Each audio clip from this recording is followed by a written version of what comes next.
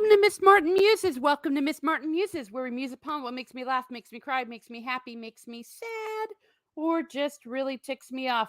Holidays and everything is a free for all. Maybe I'll go through every single emotion. Who knows? Who knows? But welcome everyone that's coming in, everyone that will watch it on the replay. And let's see. In the chat, we have Sultan Al Fahim. Thank you very much for being here. Thank you very much for being here. I do appreciate it.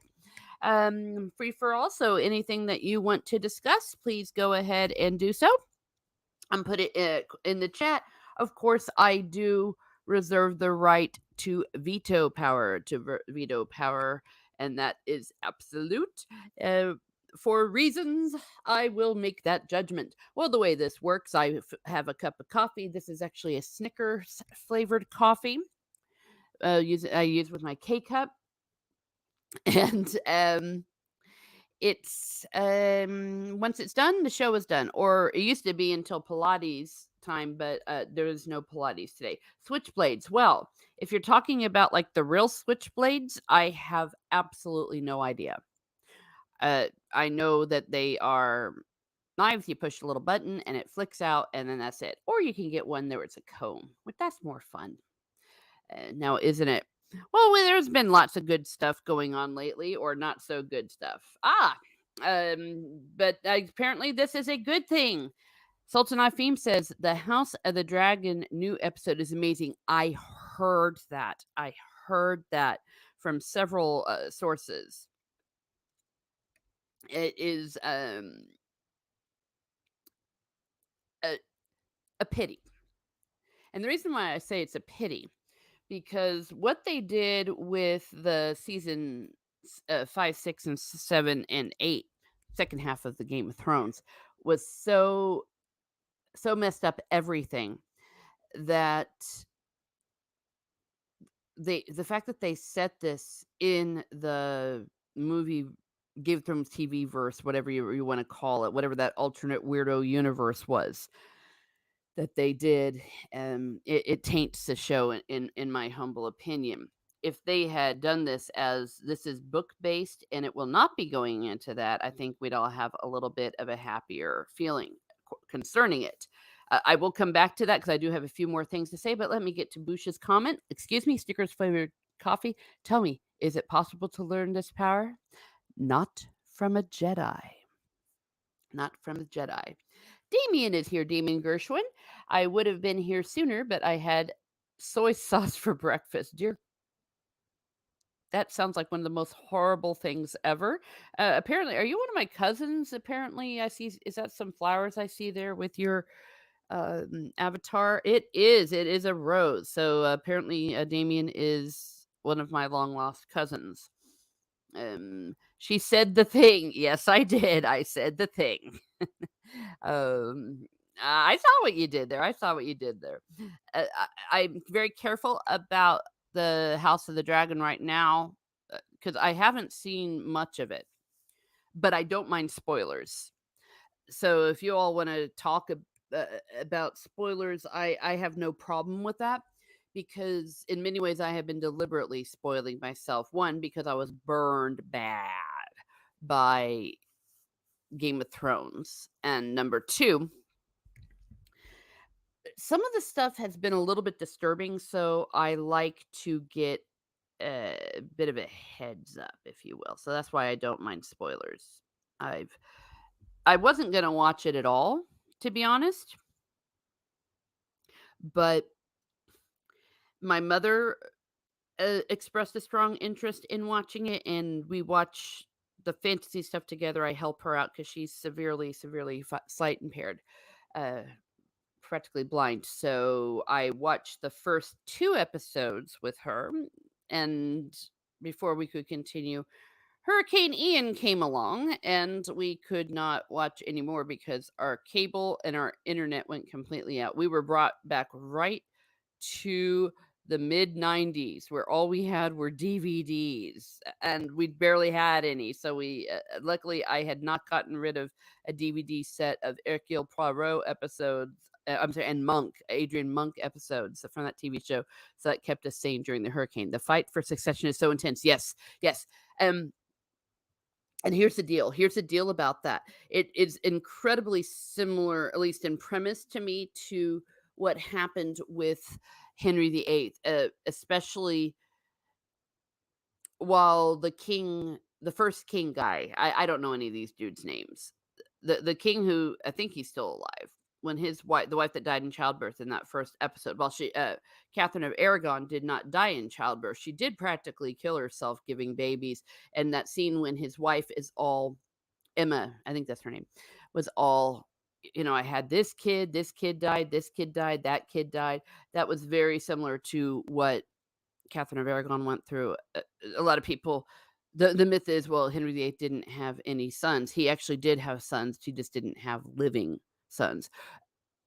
But the first son he had, which was also their first child, lived for about a month. Most of them were stillborn or miscarried, but this one was a month. And oh my gosh, can you imagine how much our history would be different if that baby had lived? The same way in this House of the Dragon, if this baby, the baby that Emma had that tragically cost her life, that if that baby had lived, maybe we wouldn't be having this problem, which is another reason to say why hereditary stuff, unless you're the way England is right now and it's ceremonial, no real power, it can be a real issue. It can be a real issue. The War of the Roses, that was another thing that I think that he borrowed from. But in this, I see this as a mix of what happened with the War of the Roses and Henry VIII and Catherine of Aragon. Bush McFadden says, I didn't hate season 5 so much. Season 6 is when Game of Thrones totally took a turn. Only a couple of good episodes. Steven says it was bad. And yes, well, we all know what happened in season 8. Yeah, I was okay with season 5. In retrospect, I started getting into the books after the series, and I learned what they messed up in season 5. Because there was that weird, to me, that little diversion in what was the name? I want to say the Cornish people, the Danish people, whoever those people were, where the sand snakes were, and all of that. It was just a weird little side thing. But I learned later that they, in season 5, that was a huge thing, and the sand snakes, all that was a big deal, and they just totally diverted. And I've also since learned that Stannis was supposed to be so much different, so much different. So that's why I will say season 5, though I didn't feel it going off the rails until, as you said, Boosh. Okay, Sultan Al Fahim says, what if I told you the relationship of the uncle and the cousin would have saved the kingdom?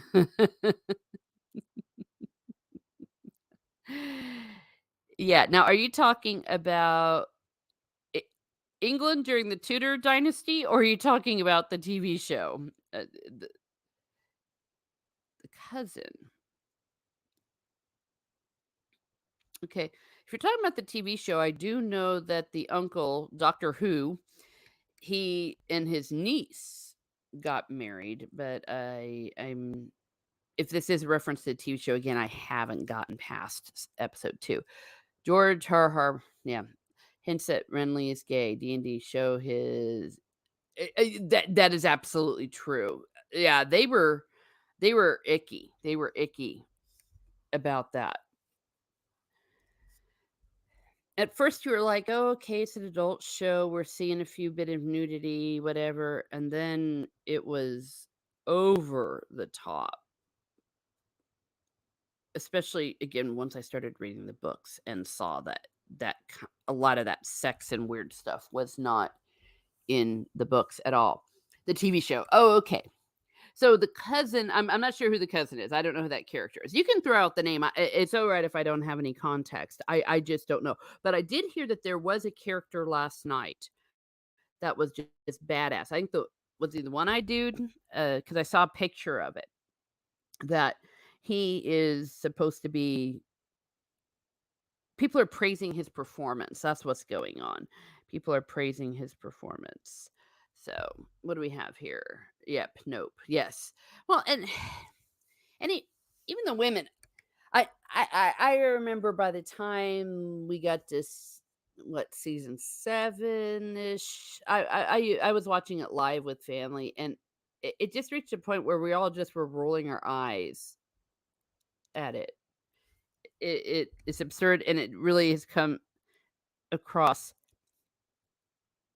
as almost a fetish with those guys, almost a fetish. It was, and then you learned when we learned later that they had this obsession with the actors, and that's why they started writing it. Uh, who is he? The guy, the Dragon Demands. He did a lot of expose on that, where they kept saying, "Those eyes, those faces." Benahoff did. It's just like they're just upset. Ranina.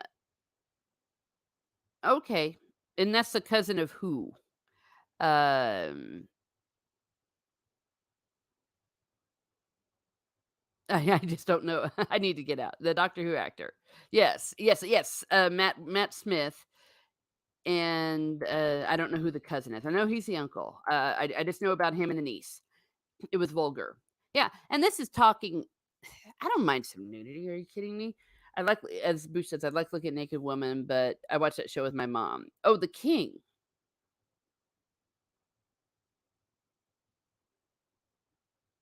Okay, I must. I just need to. I need to catch up. Okay, so he became the king then, but that would have been his cousin, or maybe there's another uncle.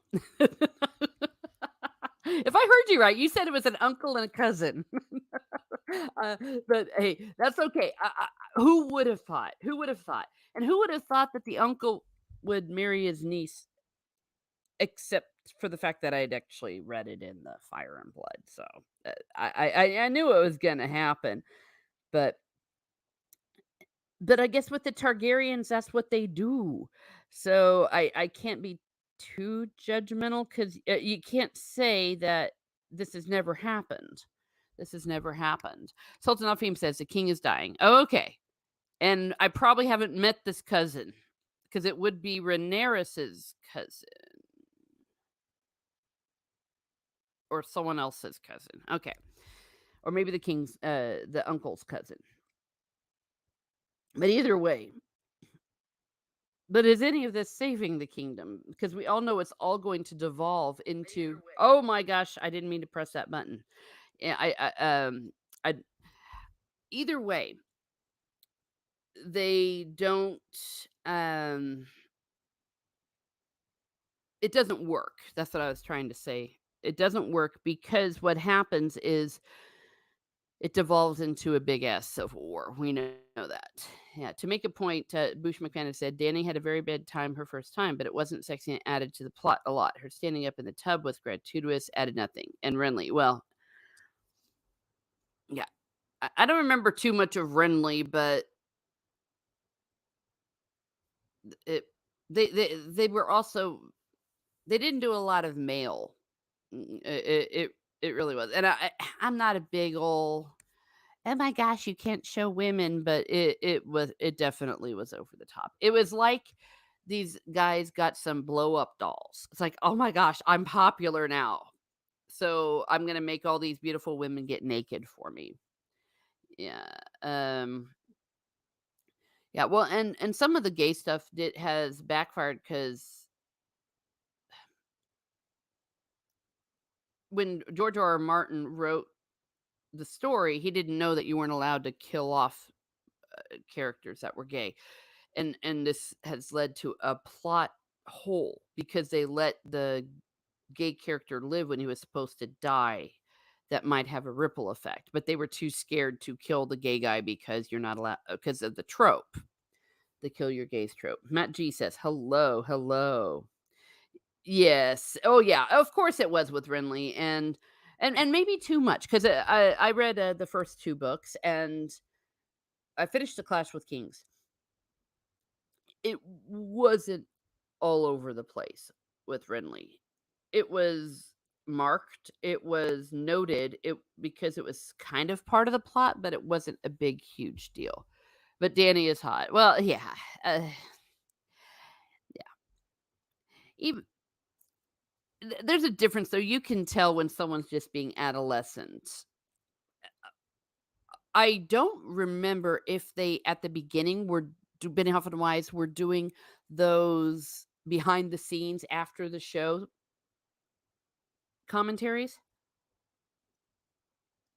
but once I started watching them, that was when I started realizing there was something really wrong about it. And I do recall it got so bad that they didn't even air the final their final commentary.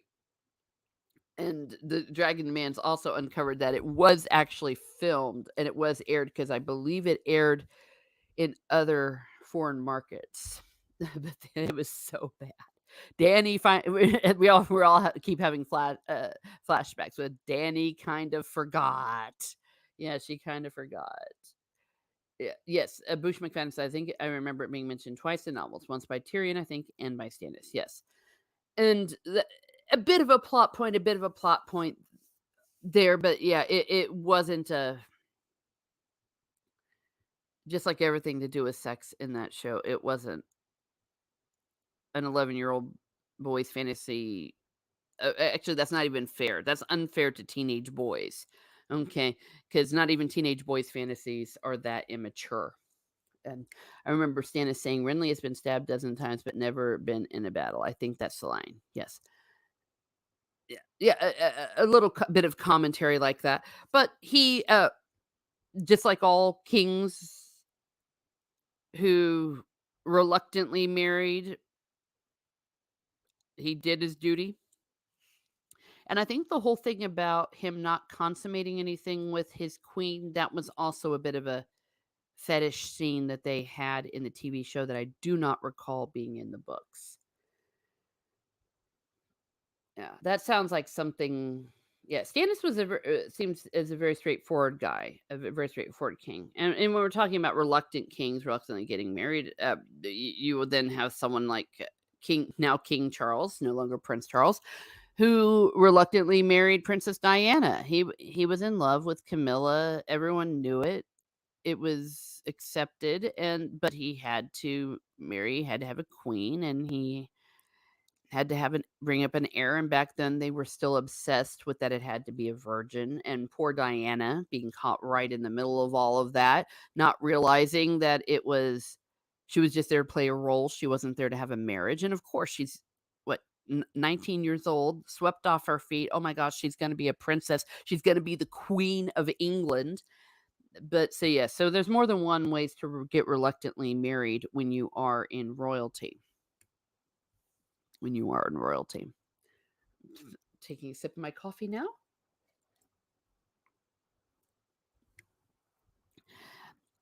Though Queen Elizabeth and Philip, that they were a love match. Victoria and Albert notoriously were a love match. They're like the ultimate love match. I think that King George and his wife loved each other. I don't know if they fell in love before or after, but they seem to have a good relationship. But Marjorie was helping him. Yeah, something to that effect. Yeah, again, it was absurd and it was immature. Lots of weird stuff going on there. What Game of Thrones did well in the first few seasons, it did so well though. It really did. Perfect casting. I just really unfortunate. It reminds me of, let me see, what's another thing that was really well cast that wasn't very good? Well, The Hobbit. The Hobbit, talk about a perfect cast. And definitely a flawed trilogy, to make a slight understatement. Um, but great cast, great casting. I thought that there wasn't one that was off. Oh, maybe Thor in Oakenshield was a little too young, but I wasn't complaining, and it was perfect the way that he was played by Richard Armitage, and he was old enough as it was. He was very dwarfy. Good morning from work. Hello, Jock Nerdy. Hello, welcome to Smart Muses. It's a free for all, so go ahead and throw something in there that you'd like for us to talk about. Just know that I have I have veto power. I do have veto power, but beyond that, please let me know what you'd like us to muse about. Immature is a great word for it. Yes, it was immature, and people were fooled by it, weren't they? I was fooled by it. It took me a while. Book readers were not, but it it was getting really, really bad in season 7. That was when it started getting WTF. But I don't think any of us imagined how awful, awful season 8 was going to be. Not at all. Because one thing that they had done pretty well up to then was battles. How hard is it to have a decent battle? And that battle at Winterfell, where you couldn't even see it. Oh my gosh. Bush McFadden, I couldn't get into the Hobbit trilogy. Shouldn't have been a trilogy, although the filler was painful. Yes, it was painful. And you know what? Someone put into my chat last week, or was it on, might have been on Ironsides, that somebody did a cut of The Hobbit where they just took the parts that were in the movie. I'm sorry, in the book, and cut out all the filler. Yeah, it was written all over it. It was written all over it. The studio said, "We want 3 movies, and we want them to be nearly 3 hours long." And you could just see Peter Jackson sweating and going, "But there's not enough." And so they kept trying to put material in to make it longer. And of course, we all know that because the director left and all sorts of craziness, he did not have enough time to do the proper preparation that he would have. I want to watch that cut. I want to watch that cut because I do think that what was adapted well. Danny kind of forgot about the Iron Fleet. She forgot. Yeah, of course she forgot. Not on her mind at all. Well, and I just love it because everyone pointed out immediately that in the scene right before, they're like, and there's the Iron Fleet. Hello, it is Corey Cochran. Hello, welcome to Miss Smart Muses. Hello today. Thank you for being here. How's it going? It is going well. Today we are, I have Snickers coffee in my cup, and once the coffee's done, the show is done, because Pilates will not cut it short today, because there is no Pilates today. Today is a Pilates-less day. It is going well. No, we're just talking about anything and everything. Go ahead, and if you would like for something for us to muse about, go ahead and let us know. Just know I have veto power. Sultan Al Fahim says The Hobbit is not bad compared with the Rings of Power. Yes, yes. I've been seeing it all over the internet where everyone's like, we owe Jackson an apology. or that The Hobbit looks like a masterpiece. And it does. Isn't that awful? That The Hobbit, it was made better. And here's the reason I think that The Hobbit does look better now that the Rings of Power has come out, is it was filler.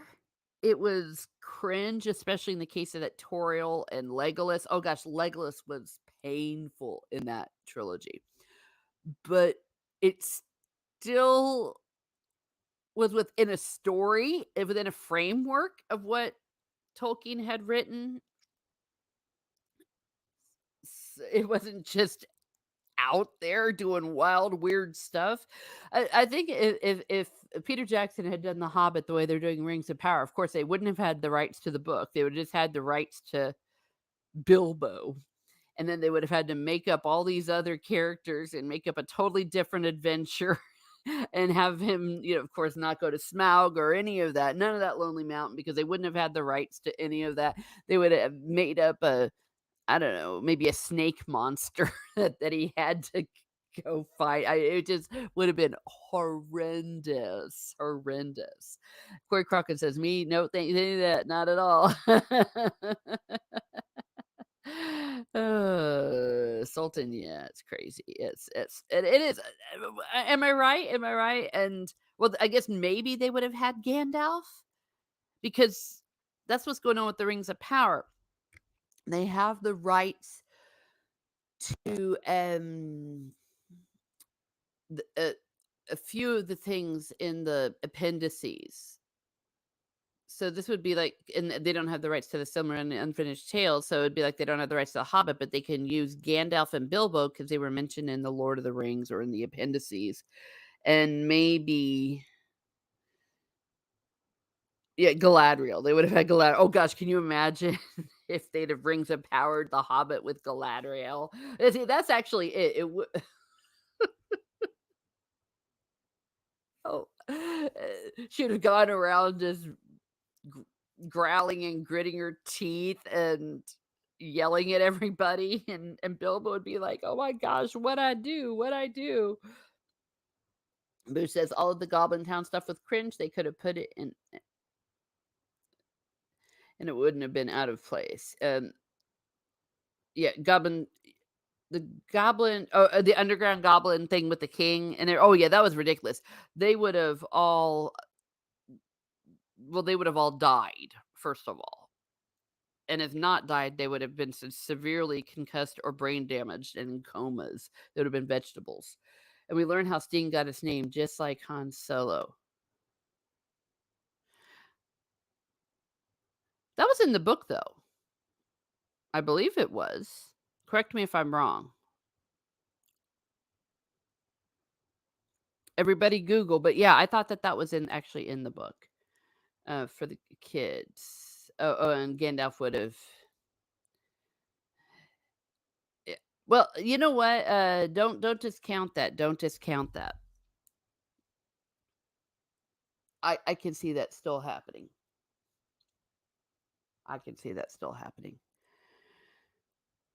With especially if that the Meteor Man turns out to be Gandalf. Stunning and band brave, yeah.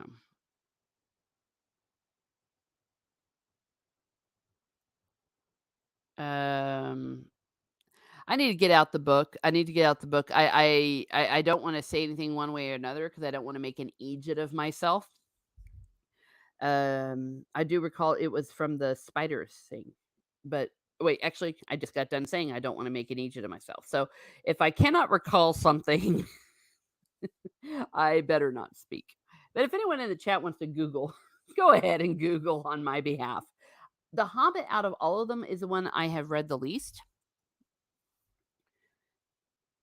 I guess the Silmarillion is the one. Silmarillion, sorry, is the one I've actually read the least. Though I've studied the Silmarillion more, if that makes sense. Read the Hobbit when I was a kid, and I don't think I've really reread it too much more. I believe I've only read it like 3 or 4 times. Corey Cochran says, "I want if I want to see them try to make a movie about the Drow like War of Spider Queen to see how they twist it to make them the good guys to be big." Oh, no. No, no, no, no, no, no, no, no, no, no, no, no, no, no, no, no, no. Yeah, don't touch the Drow. I am reading for the first time the Dark Elf trilogy. The Dark Elf trilogy by R.A. Salvatore, which has introduces us to Dritz. I can never pronounce his last name. Love him, love him. The way things are right now, I don't want them to adapt anything. I don't want them to adapt anything. Yeah. Yeah, they would say that you can't have the Spider Queen and their religion and all those women dark elves being so nasty because it's the trope of evil woman. He may have said it in the cartoon. I don't remember. Yeah, yeah. Like I said, I don't want to speak to that because I won't make it. If I cannot recall it, see, I will admit when I don't know. I will admit when I don't know, or if I have forgotten, or if I am confused. So I will let it be until it can be confirmed. Corey says it is a big miss, and it would be a big miss, and I would LOL so much. Well, yes and no. I think it's getting to a point where it's almost getting hurtful, isn't it? What they're doing, because these are our precious works, and I don't know what publicist out there thought this would be a good idea, but they're gonna come out and say hurtful things even before you've even said anything. That's what they did with the Rings of Power. We didn't say anything. The trailer hadn't been out. I was even at a point where I was saying, "I'll watch it." I was gonna wait, though. I was gonna wait until someone I knew that really knew their Tolkien watched watched the first episode and told me it was gonna be worth watching. So I was gonna be open to it. And all of a sudden, it was the One Ring Dot Yet that just came out and just started spewing lies and spewing lies about my people. And I'm like, "We didn't do that." And and then they started yelling at everyone for being homophobic, and everyone was like, "What are you talking about?" Or like not liking or that racism has no place here. And we're like, "What are you talking about? No one we didn't even know anything." I think they jumped the gun on whatever talking points they've been given, and I sincerely do think that they've been given talking points because that just put me on my guard. I'm like, "Why what's all this? Why are they being so psycho and coming out and attacking us?" I don't even know what is even left. Yeah. Well, Sultan of Fahim, one thing to keep your eyeballs open for, the Rift War saga. That is in development right now, and it will likely be a disaster. It is um what is it? It's going to be developed by Kiri Hart, who used to be of the like quote unquote story group from Lucasfilm, and the guy who did Solo. So it's going to be horrendous. They're going to destroy it. So look out. Look out. If you have not read the Rift War saga, please read it now so that your first impression of it is good things. They did the same with the Wheel of Time Sisters. Yes, they did. You see, the word this Corey Cochran says, see, War of the Spider Queen, all the main cast are out. If not, if you read them, look into it. 6 books. Yes. Okay, here's the deal. Here's the deal with the War of the Spider Queen. I have started collecting them. I like to go to the thrift stores and find the old covers. And if possible, the ones before the Wizards of the Coast got them. But I say if possible, there does reach a point where you can't avoid it.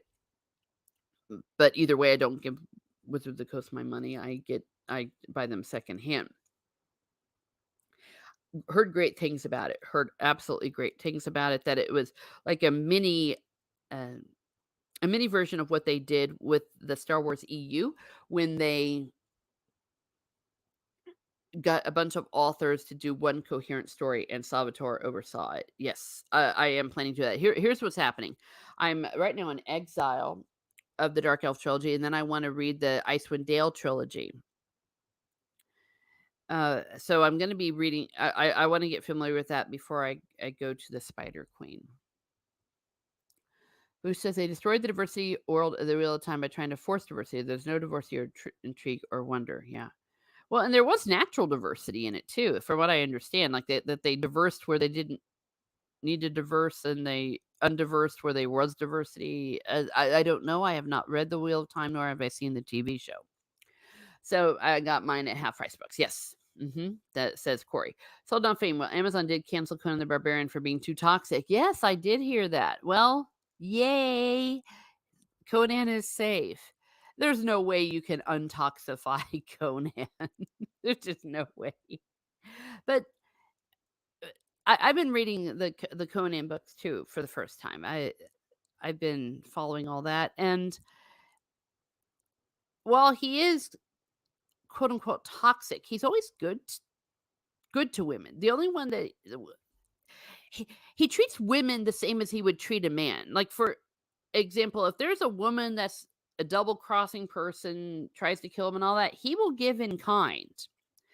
But he really treats women well. There was one that I just got done reading where one of Robert Jordan's ones, actually, very, very well written, where he helped a woman get out of the spell and slavery and set her up, gave her money. He's a good guy. He is a gentleman. Sultan, that's a crazy leftist Budward talks. It doesn't mean anything. Corey says, I can't wait for you to get Icewind Dale. It is great. It is great. Yes, yes. See, Kenobi, hello, Steve. Good morning, Teresa. I woke up to Conan. Yes, that's excellent. superb. Let me see something here. Uh, I can send you the link if you want to pop on and muse with me. I'm just yapping here. Um, Hello, Steeg. Spot on, Boosh. Yes. Actually, I'm just going to go ahead and send it. And when you get to meet the main cast of Dritz there and learn how they came to be in life, even his wife. Oh, wait, don't spoil. Don't spoil. I don't know that he's married. I'm only on Exile. I really don't know anything about it. Though that's not a huge spoiler if he does get married. Eventually, these characters, they do get married, don't they? They do. Let me see. I'm trying to get my earphones all plugged. Yeah, my earphones haven't been on. Sure, can muse. Yes. Everyone's saying hi to each other. Let me grab my earphones so I don't have what happened earlier. Corey says you. Oh wait, we just said that. So everyone's saying hi to each other. And let me see. We have.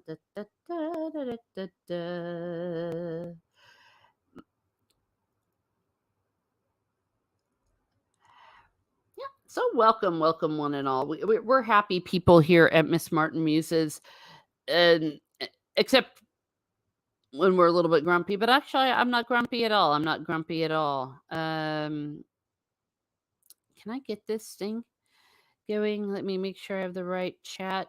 Okay. Sometimes that is a fun way, though, to end up on a stream. Someone accidentally puts it into another one. Yeah, we love Conan here. We have loads and loads of fun with Conan the Barbarian, and I think that Robert E. Jordan is very underrated. And did I say Robert Jordan? Oh my gosh, Robert E. Howard.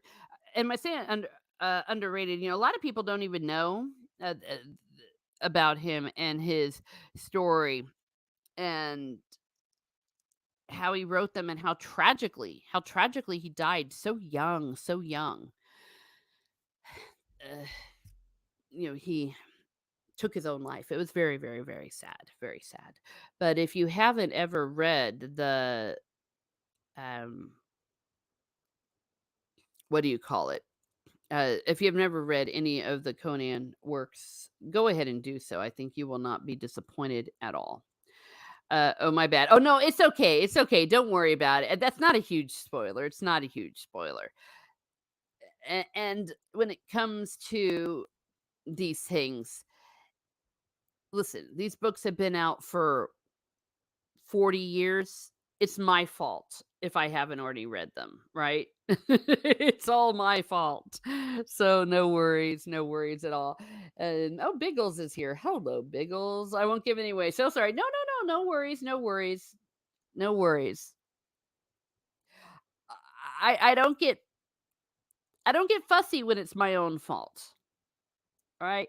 Now, if it was something different, a situation of something just came out, like, you know, the latest Harry Potter book just came out like last week or something. Yeah, that'd be a total different story. I should have been reading them. I just didn't know about them. I was in a different kind of reading when I was kid. See, what was I? When those books were coming out, I was reading a lot of the EU, of course, and I also from Star Wars. I read a lot of classics, a lot of other stuff. Um, let's see. Oh yeah, we have our dog in the house, Woofy. Oh, Woofy, Woofy, Arfy, Arf. Oh well, that's definitely a very very happy doggy that we have here. Um, and we love our animals here at Miss Martin Muses. Yes, we do. Yes, we do. LOL. Okay. Corey Cochran says, I just say the cast of Icewind Dale end up in most of his stories and go on to have their own as well. Very nice. Very nice indeed. Um, yeah, I have heard that the Icewind Dale trilogy, that was the first one. And Dritz was not supposed to be the main character. that he was a sidekick to some other character that I don't know too well. I don't know yet. And he proved to be so popular that um he became the main guy. Okay, and all the way from Norway, and from the future, it is the one, the only, it is Steve Kenobi. Hi, good morning. Oh, good morning. So, how's the future? Well, it's getting dark outside. Winter's kicking in soon. So, Oh yeah, yeah. yeah. So cool. You said you woke up to Conan. Was that waking up to Conan here, or is there more other No, Conans? I just looked at YouTube, saw you were live, and I clicked it, and I heard Conan. So I woke up faster. Yay! We love Conan. Yeah.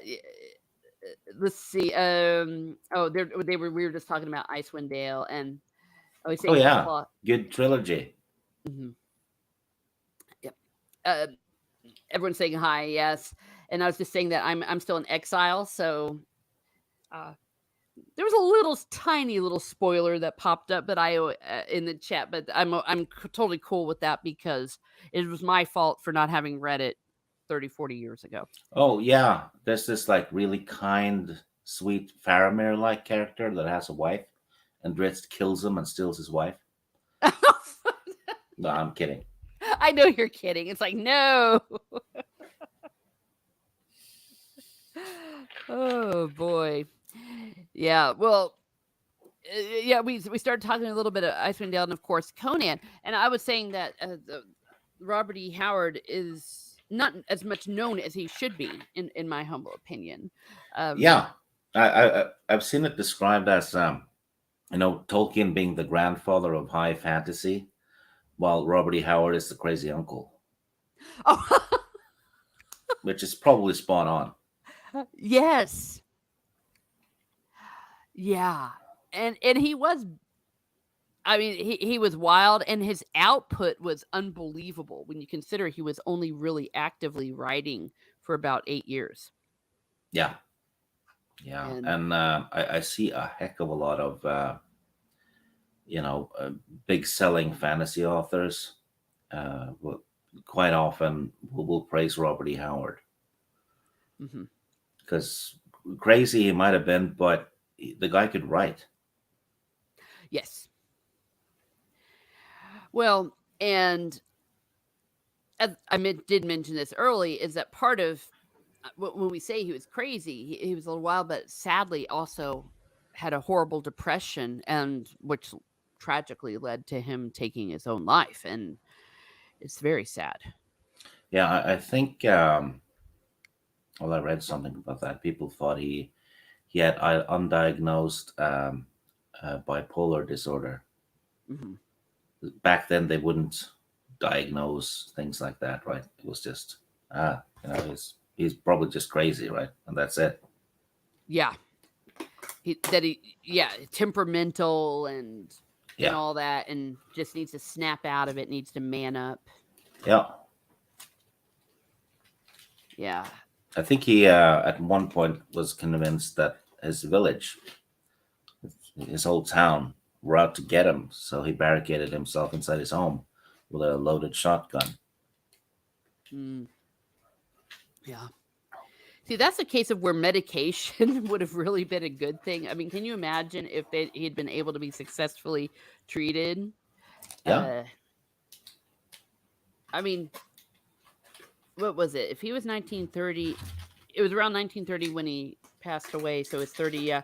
So he could have lived well into like the 1980s. Can you imagine the output he would have done? yeah. If It he would. had kept at it, and he didn't just write Conan. Mhm. He did Solomon Kane and King Cole, Mhm. um, and some other standalone ish thing, some historic fiction too. Yeah. So yeah, I do believe that he was even toying with writing some more fantasy. I mean, sorry, fantasy, Western stuff like he'd written a few Western stories, but he really wanted to delve into that, and those could have been badass. Yeah. Uh, that's too Yeah, I bad. see Red Sonja being mentioned. Kind of. He wrote Red Sonja, but it's not the character you see from the comics and the movies. Hmm. The Red Sonja he wrote, I think, was set in our world. Oh, So she is different. Um, but the one we see in the comics were created by Roy Thomas from Marvel Comics, which means the Red Sonja movie back in the 80s was a female led Marvel movie, technically. but I thought that never happened. Not Yeah. till Captain Marvel. Oh, wow. Yeah, no, you're exactly right. And that was a chick from Rocky Four, wasn't it? Yeah. Wasn't she Red Sonja? Okay. Yeah. She was banging Arnold and Stallone at the time. So she got to be in a movie with Arnold and two with Stallone. She married Stallone, I think. Yes, they did. It was a brief marriage, but yeah. So that was that movie that you made me. What's that daggone movie? Cobra. Oh, yeah. Cobra's awesome. Yeah, that's what she was in. Yeah, yeah. I didn't know that about Red Sonja. I think you were the one that had told me that she wasn't. Yeah, well, he did create a Red Sonja. It's just not the one we see in the comics. Yeah, understood. Okay, yeah. So I that just yeah. She says their They are childhood book. finally casting a redhead now as Red Sonja for the upcoming movie. Oh, They had a Latin lady first, but I think the director left, so they have the guy who made Solomon Kane now, and he recast the actress. So now we're actually getting a redhead, which that doesn't happen often, does it? no, we've been having the ginger side. Yeah. So so if it's the guy who did the Solomon Kane movie, and with one of the first things he did was okay, that makes me feel rather hopeful, though. Though we've been Yes. burned before. Yeah. He is obviously a very big fan of Conan, Red Sonja, and Solomon Kane. So I think unless the studio steps in and screws up, I don't think this will be a bad movie. I think it'll probably stick close to the source material. Nice. Well, and they don't see. Here's the thing: they don't even have to change the source material.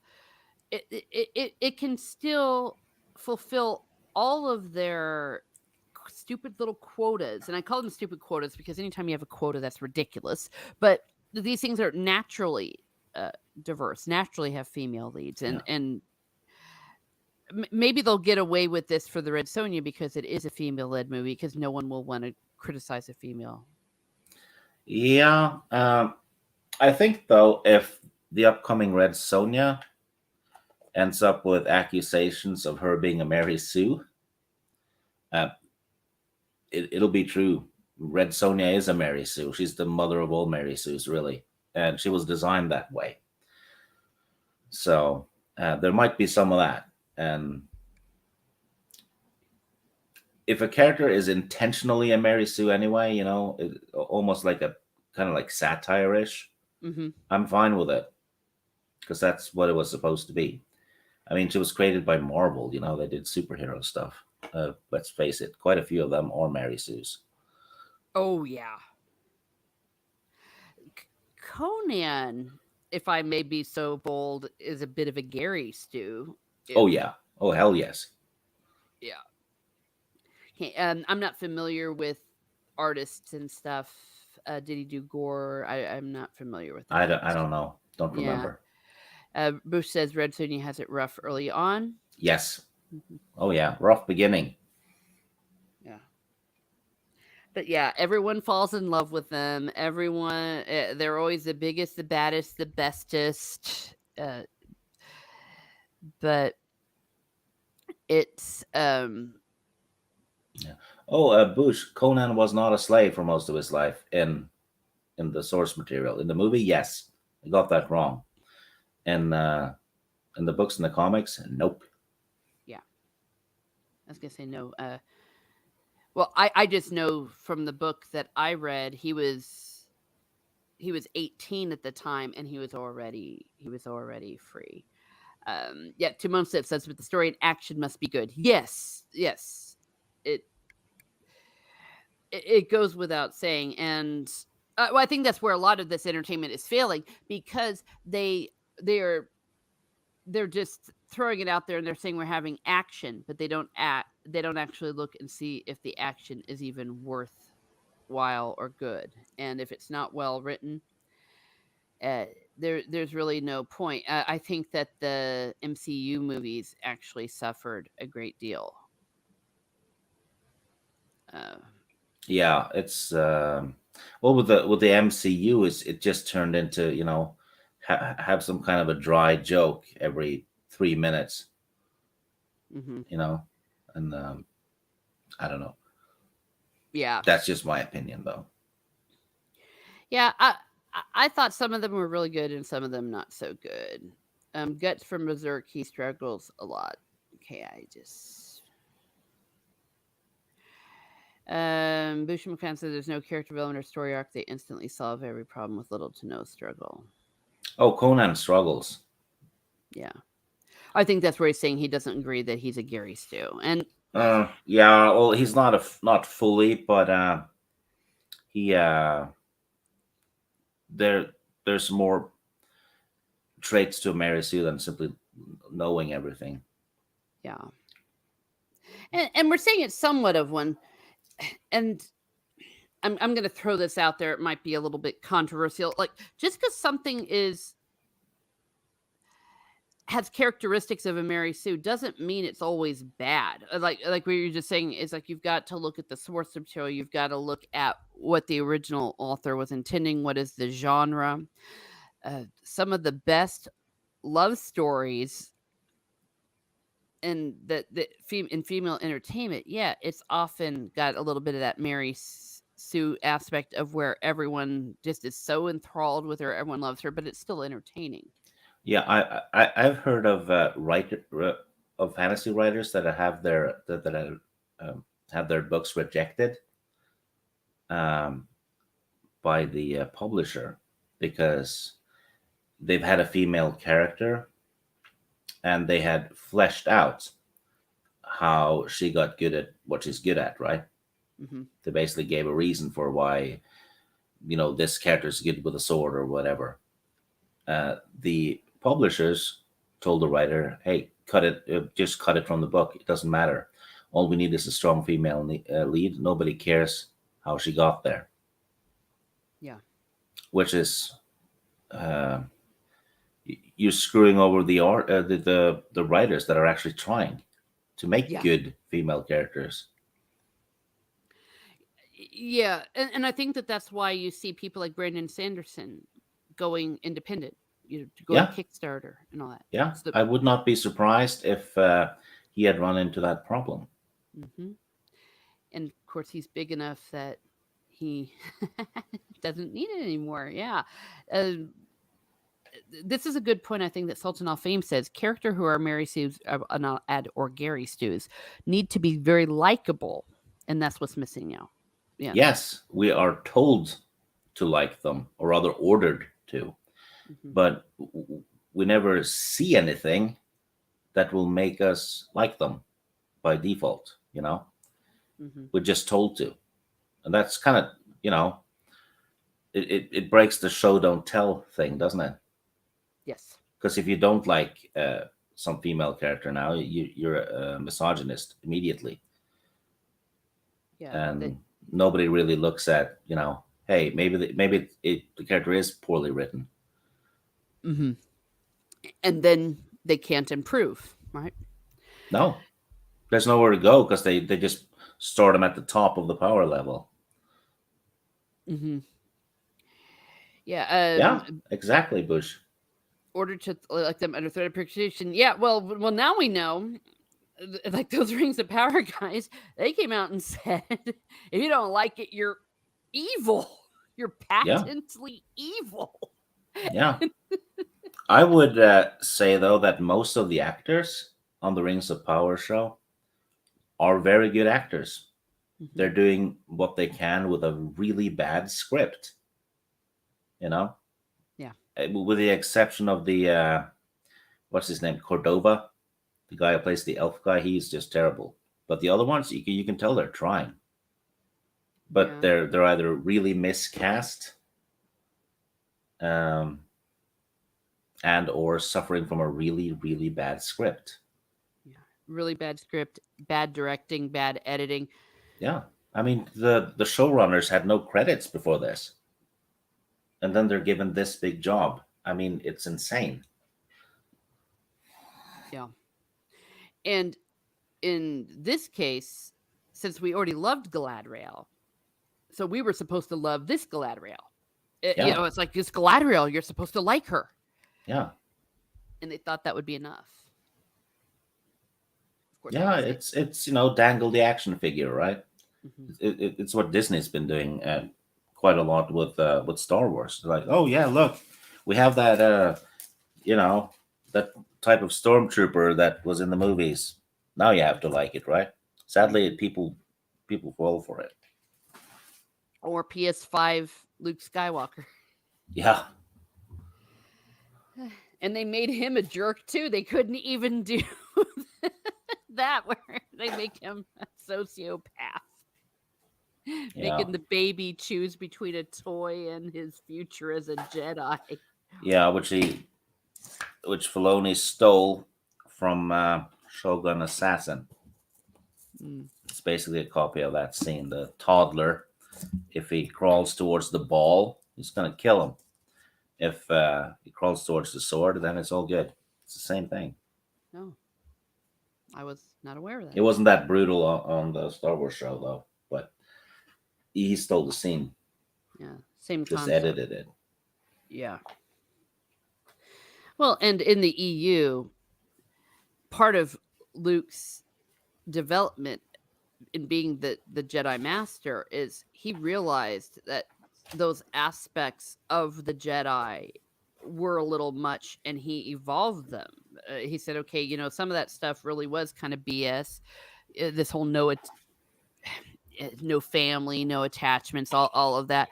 And he let that go. And kept the best of the Jedi and some of the Yeah. extraneous trappings. And George Lucas greenlit that stuff. Mhm. He agreed, you Yeah, know, with precisely. And what they kind of have been doing with Disney Star Wars is using it to say, "See, the Jedi sucked," and that's why Luke failed. And it's like he didn't fail. yeah, they got complacent, you know. Yeah. Um. Well, too much tempest and the character blows. Put Now that's a quote. it on Twitter. Oh gosh, too much tempest in the here. Yeah, and that's in response for those listening. And Hound says 3,000. That we're supposed to like Tempest Girl just 'cause she has a tempest in her. Just how much tempest enough to make people faint. If you think about it, though, the line is brilliant because it's you could use it for anything, and it has become, a proper joke. Yeah, I think it's one of the best memes If that's you're late come. for work and you have to explain yourself, just go, "I had a tempest in me," Yeah. and don't say anything else. Yes. Timon Flip says to make a good show, the viewer must love the protagonist, love to like him, or love to hate him. Being annoying does not bring an audience. No. Yeah, Annoying characters have their place in a story, but they're not like the lead. They're usually the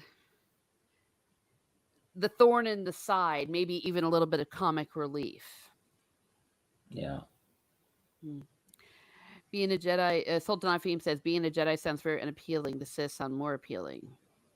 Well, yeah, especially the way Disney Star Wars made him. My gosh.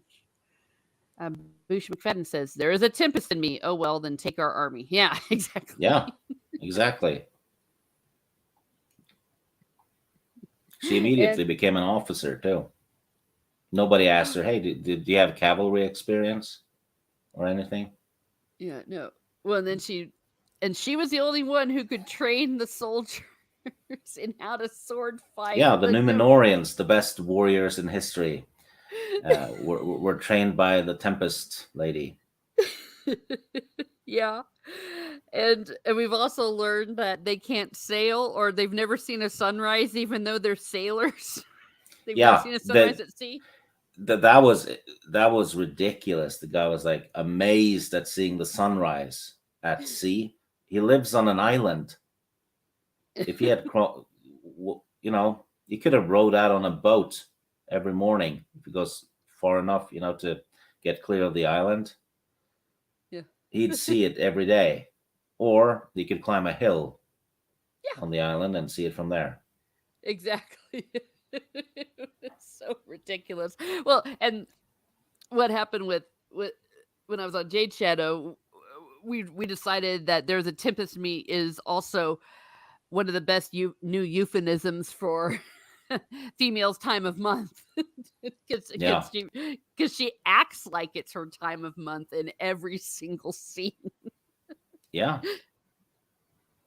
I think though, she is suffering the most from a bad script, Hmm. and the fact that they are messing with a character that has been loved since the 50s. Um, Hmm. she's getting the most of the stick, right? Hmm. But I do not think she's a bad actor, and I think maybe was it Bush that mentioned the Wheel of Time, um, in Yes. in the chat. Um, I think maybe he'll agree with me if I had said, um, the lady who plays Galadriel might have made a good Birgitte from uh, uh, from the Wheel of Time, Birgitte Silverbow. Oh yes, I think I don't know the character, but you showed a picture of that once. I think. Yeah, well, it's a Yeah. blonde lady with a bow. Yeah. Uh, Best archer in history, actually. But Mm, yeah. I mean, she's pretty, and I which is haven't. probably going to be a transgender Chinese woman in the Wheel of Time show. Yikes. Nothing against that, but just not in. Is this just not the character? No, No. Um. Yeah. But we've seen her in. She's been in Crawl. She's been in Pride and Prejudice and Zombies. What in theater? She's done a lot of theater. She's going to be playing Ophelia, and she is classically trained. She went to the Welsh Academy of Theater, where British people learn how to speak, how to act, which in America we do not tend to have. yeah, Um, is a boof. it's just the character is just so badly written. Yeah. Um, Sultan Afim says the horse scene was horrendous. Is that the one where she was like riding upside down and Yeah, shooting? and she didn't shoot. She swung the sword, and you could tell she was like pretty far away, so she wouldn't have hit the orc. Uh But the huh. orc was just standing there and gets hit in the head by the sword, and the head explodes. So the horse just sitting there going, "It's my job to sit and be hit by this crazy ass woman hanging upside down on a horse." Yep, in plate armor. Oh my gosh. The weight of it would have, yeah, Yeah, she would have fallen right off. Well, that reminds me actually of in our role playing thing when I jumped when I jumped onto the horse and landed backwards. yeah, But if I was Gladriel, then I would have been able to swing and do all sorts of yeah. stuff. Well, to be fair, especially in The Hobbit, they have stupid scenes like that with Legolas too. I Ew. mean, they have him hang upside down under a giant bat, I think it was, and he has a dagger in each hand, and he slits the throat of an entire troop of orcs. that are walking up a hill in, side by side. Yeah. So he just slits two throats over and over and over and over again. So I don't think we should forget that stupidity either. But No. holy damn, though. Uh, at Well, least that battle actually happened. Didn't happen the way it does, but it was kind of in the source material. yeah, and I think that that's why, as bad as many things in The Hobbit were, it's not as horrendous as The Rings of Power because at least it was in the framework and narrative of Yeah. something Tolkien wrote. Yeah, and if you have the wood elves show up at the battle, Legolas would have been there, even if Mhm. he's not mentioned by name in the book, because Yeah, Legolas is the prince. He would be with the army. yeah. So it was plausible. Yeah. Another horrible part of Legolas was him running up the boulders or whatever it was Oh, as a thing with bricks, bricks. bricks! As the bricks are falling, he runs up them. Yeah. Yeah, but Peter Jackson admitted he had kind of, I think it was 2 weeks to prepare for the job Hmm. because there was development hell all over the place. That doesn't excuse stupid though, but it excuses how it felt rushed. Yeah. It, um, I agree with Hound 3000. He says the love story is not necessary. The dwarves and barrels looks like a game. Yeah. Yes, that's kind of a pattern with the Hobbit. That every time there's an action scene, it's downright cartoony. Hmm. The stuff around it, the dialogue and all that, that's fine. Lake Town looked awesome, right? They got the look of everything correctly. But as soon as there's an action scene, that's when the cringe starts. Yeah. I mean, the fight in the Hobbit, sorry, in the Goblin Cave as well, when they're using that ladder. I mean, none of the goblins thought about ducking. Yeah. You know? Well, and then when they all fell like 1,000 feet and not only lived, but they would have all been vegetables because they'd have been had head injuries. Yeah, they just fell down, a few hundred meters on a piece of wood, Yeah. which means if that's possible, why were they afraid of falling off the cliff earlier? Oh, yeah, that's right. They would have just bounced. Yeah. Yeah. And I don't like that people try to gaslight us and say, "Oh, well, Peter Jackson, that stuff sucked too." And we're all like, yes, we said so. Yes, it, the barrel scene got a lot of stick, it a was hell of a lot of stick. yeah. I mean, which one got inside the barrel and like spun around and had like a Oh, that little was knife Bomber. bomber. Oh, that was awful. Yes, it literally looked like a video game, and the person playing Bomber used like some kind of power up, Yeah. some special attack thing. He collected enough gems so he could spend them on a power move. That's exactly what it was. Yeah. I'm going to disagree with you a little bit, though, Stieg. I think that some of the dialogue, especially with Toriel, it was cringe.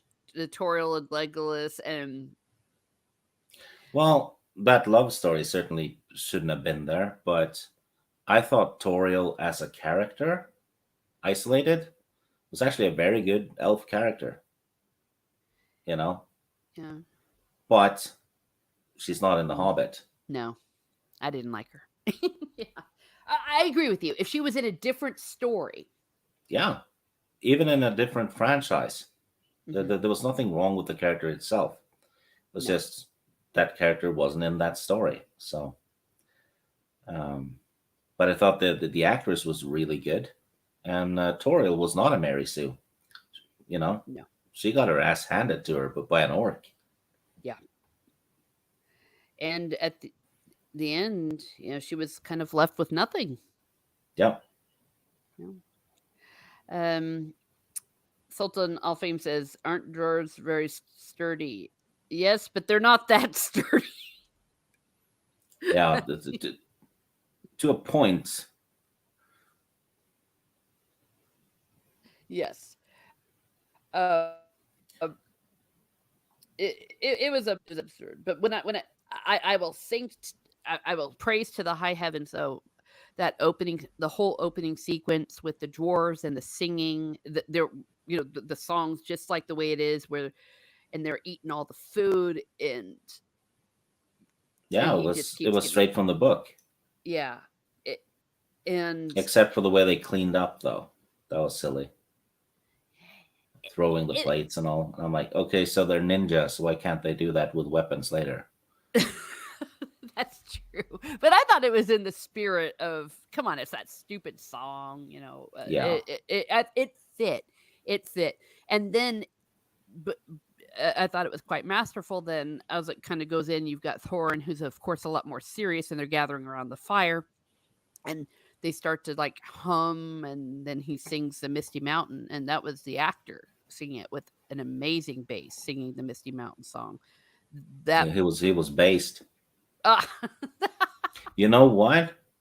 If if dwarves were that sturdy that you can toss them off cliffs and shit, that would have made it funny because that would kind of tie into why Gimli doesn't like dwarves being tossed. Because people have made a sport out of it. For centuries, tossing them off cliffs and shit because they just bounce. you heard it here first. Yeah, the Misty Mountain song. Yep, read my mind. I have this image of all the dwarves saying, Yeah, "Well, just some travelers run into a dwarf high up in the misty mountains. Says, grab him and toss him. He's going to bounce. and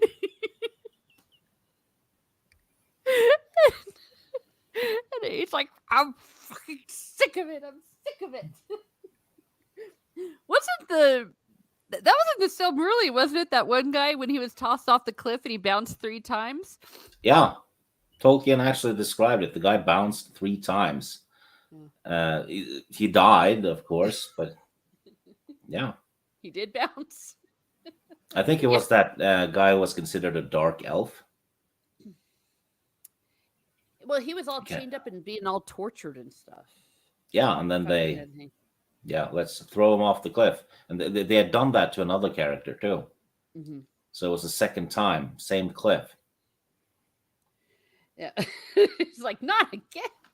Yeah, and I remember when we read that, I was like, that's rather specific by Tolkien, pointing out that, yeah, he bounced thrice before it was finally completely crushed at the bottom of the cliff. Yeah. Yeah, bouncing off a cliff is not all that it's cracked up to be. Nope. So fight.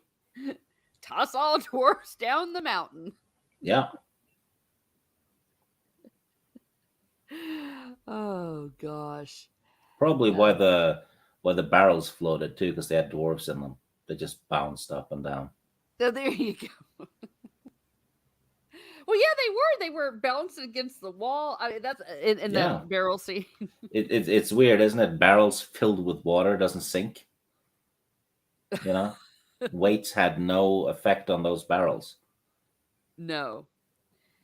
And Bilbo, what did they have it that Bilbo didn't get in a barrel and he was like just holding on and I mean, there was all these rocks and branches. It's like he would have been decapitated.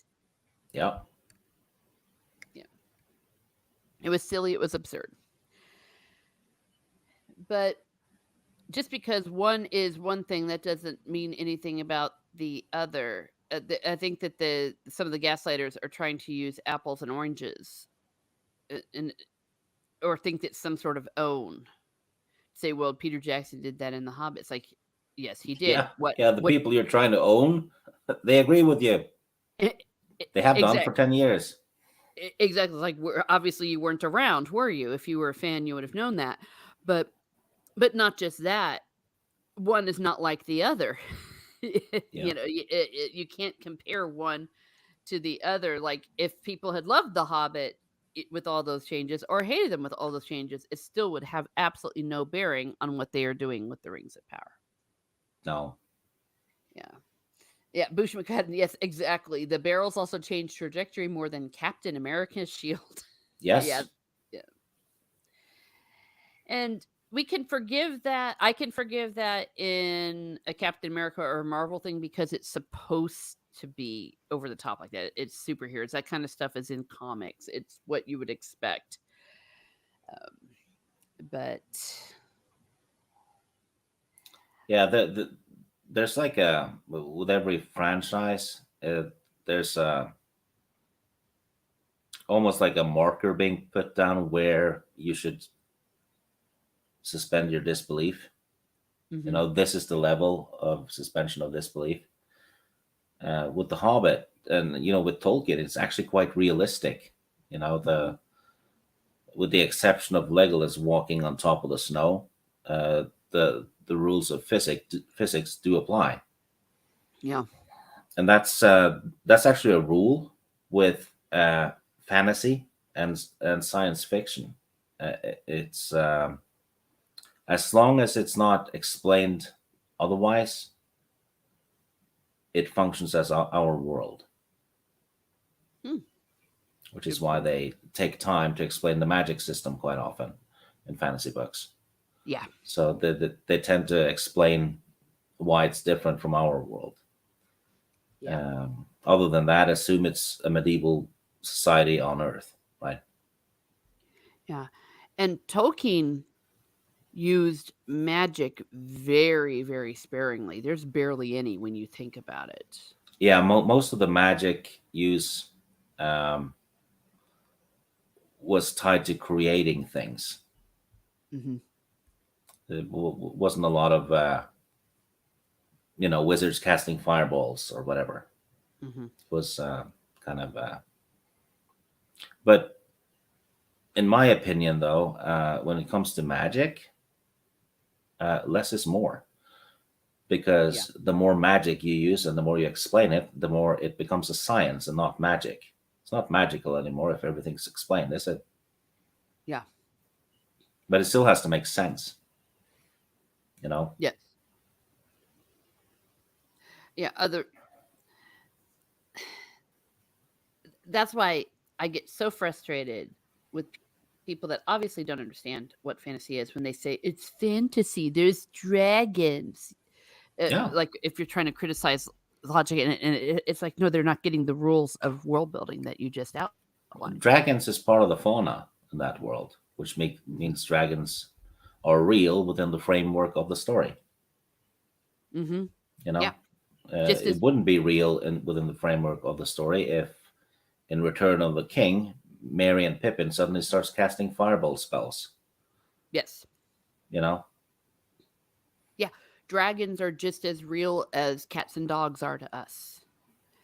Um, uh, see, Sultan Afim says the wizard fight in the tower was funny. Yeah. With the old the old men, and bless them, the stunt doubles, obviously because they were too old to really do a lot of Yeah. I think they actually action. won an award for it too. MTV award for the best fight, Yeah, it was which was, cool. yeah, that is not in the books though. No, no. Well, come on, you got Christopher Lee and Ian McKellen, and Yeah. these two great Well, actors, Shakespearean actors, and great. yeah. You have to show how Gandalf was being captured though in the movie. Yeah. This is an interesting question. Bush is referring to midichlorians and within a hunt. So I think that like maybe you're how Well, does midi midichlorians is not the force. A high midichlorian level just means you're more susceptible to being force sensitive.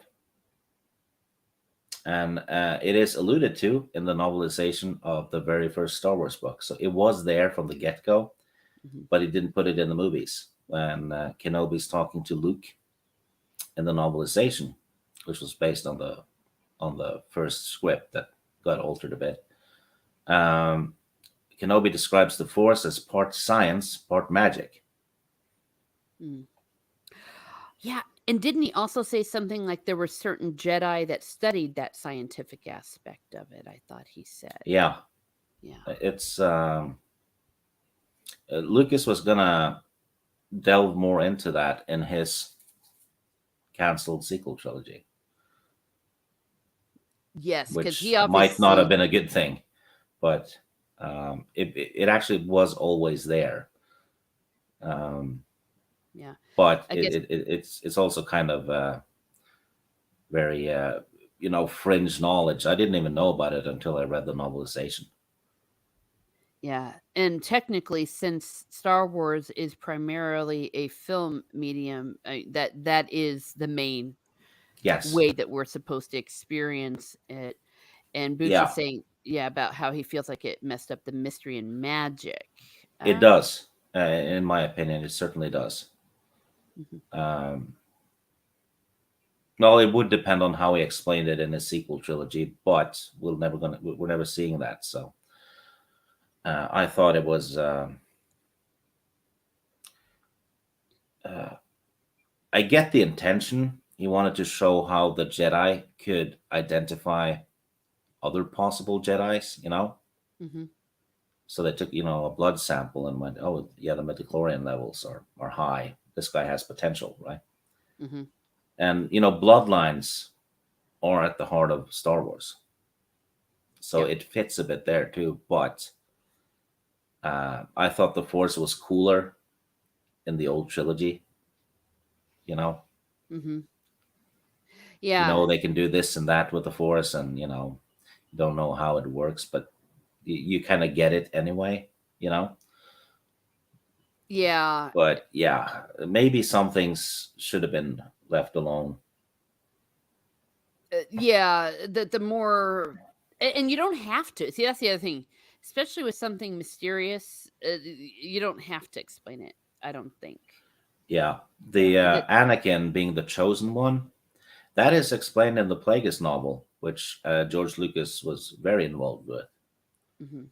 because he wanted the Plagueis story and Darth Bane to be really fleshed out because they tie into the prequel trilogy. But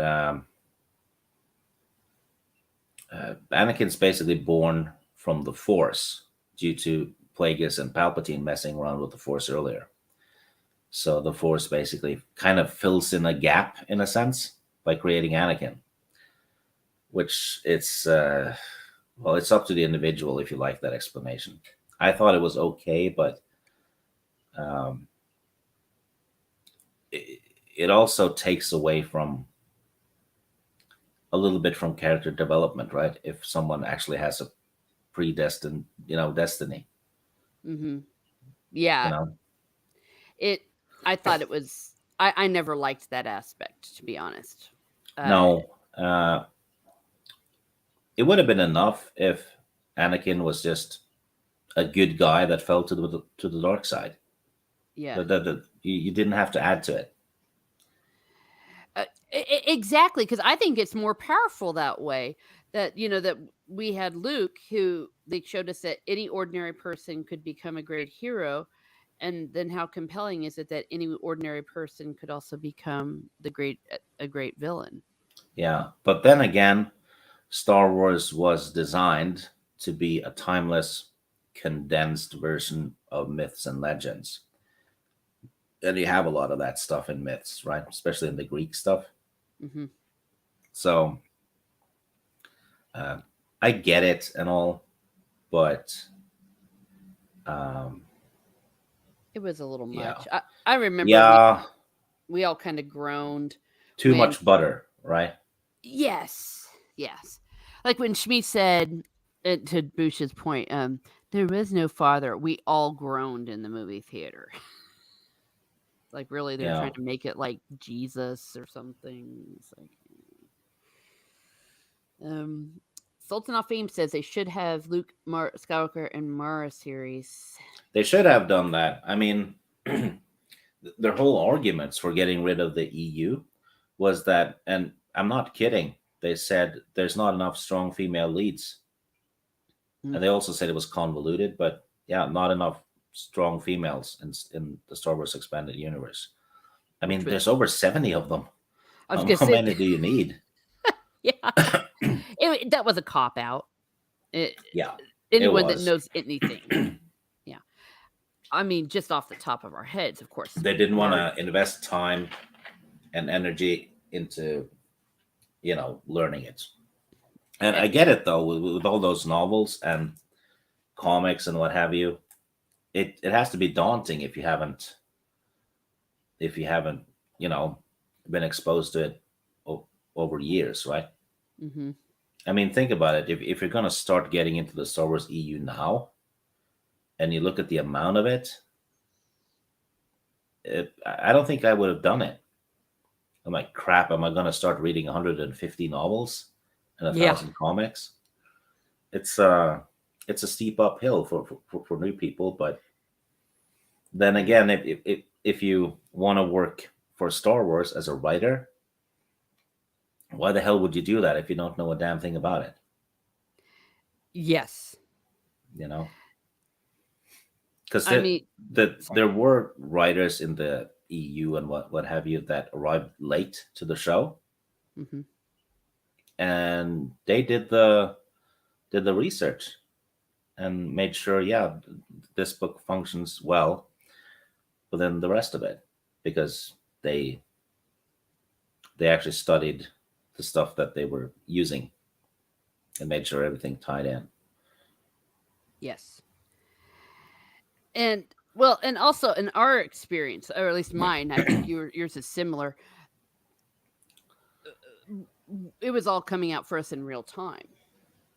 Yes, and I think this is why a lot of fans are turning on the franchises they love because uh, all of us, no matter what you were a fan of, invested a lot of time, a lot of energy, and money into consuming whatever franchise you like, right? Mhm. And that's what fans do. They love something so much that they start consuming everything about it because Yeah. you can't not do it, right?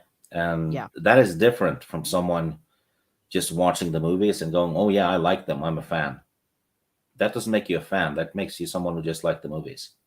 A fan is someone who just, you know, can't help himself. Just, oh shit, there's a comic over there I haven't read. Must have it, Mhm. right? And Yeah. George Lucas even said this that,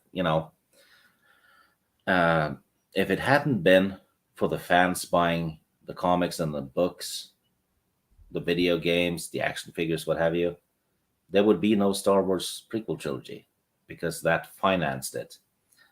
Star Wars Episode One is an independent movie, Yeah. and it was produced by money from the fans, really.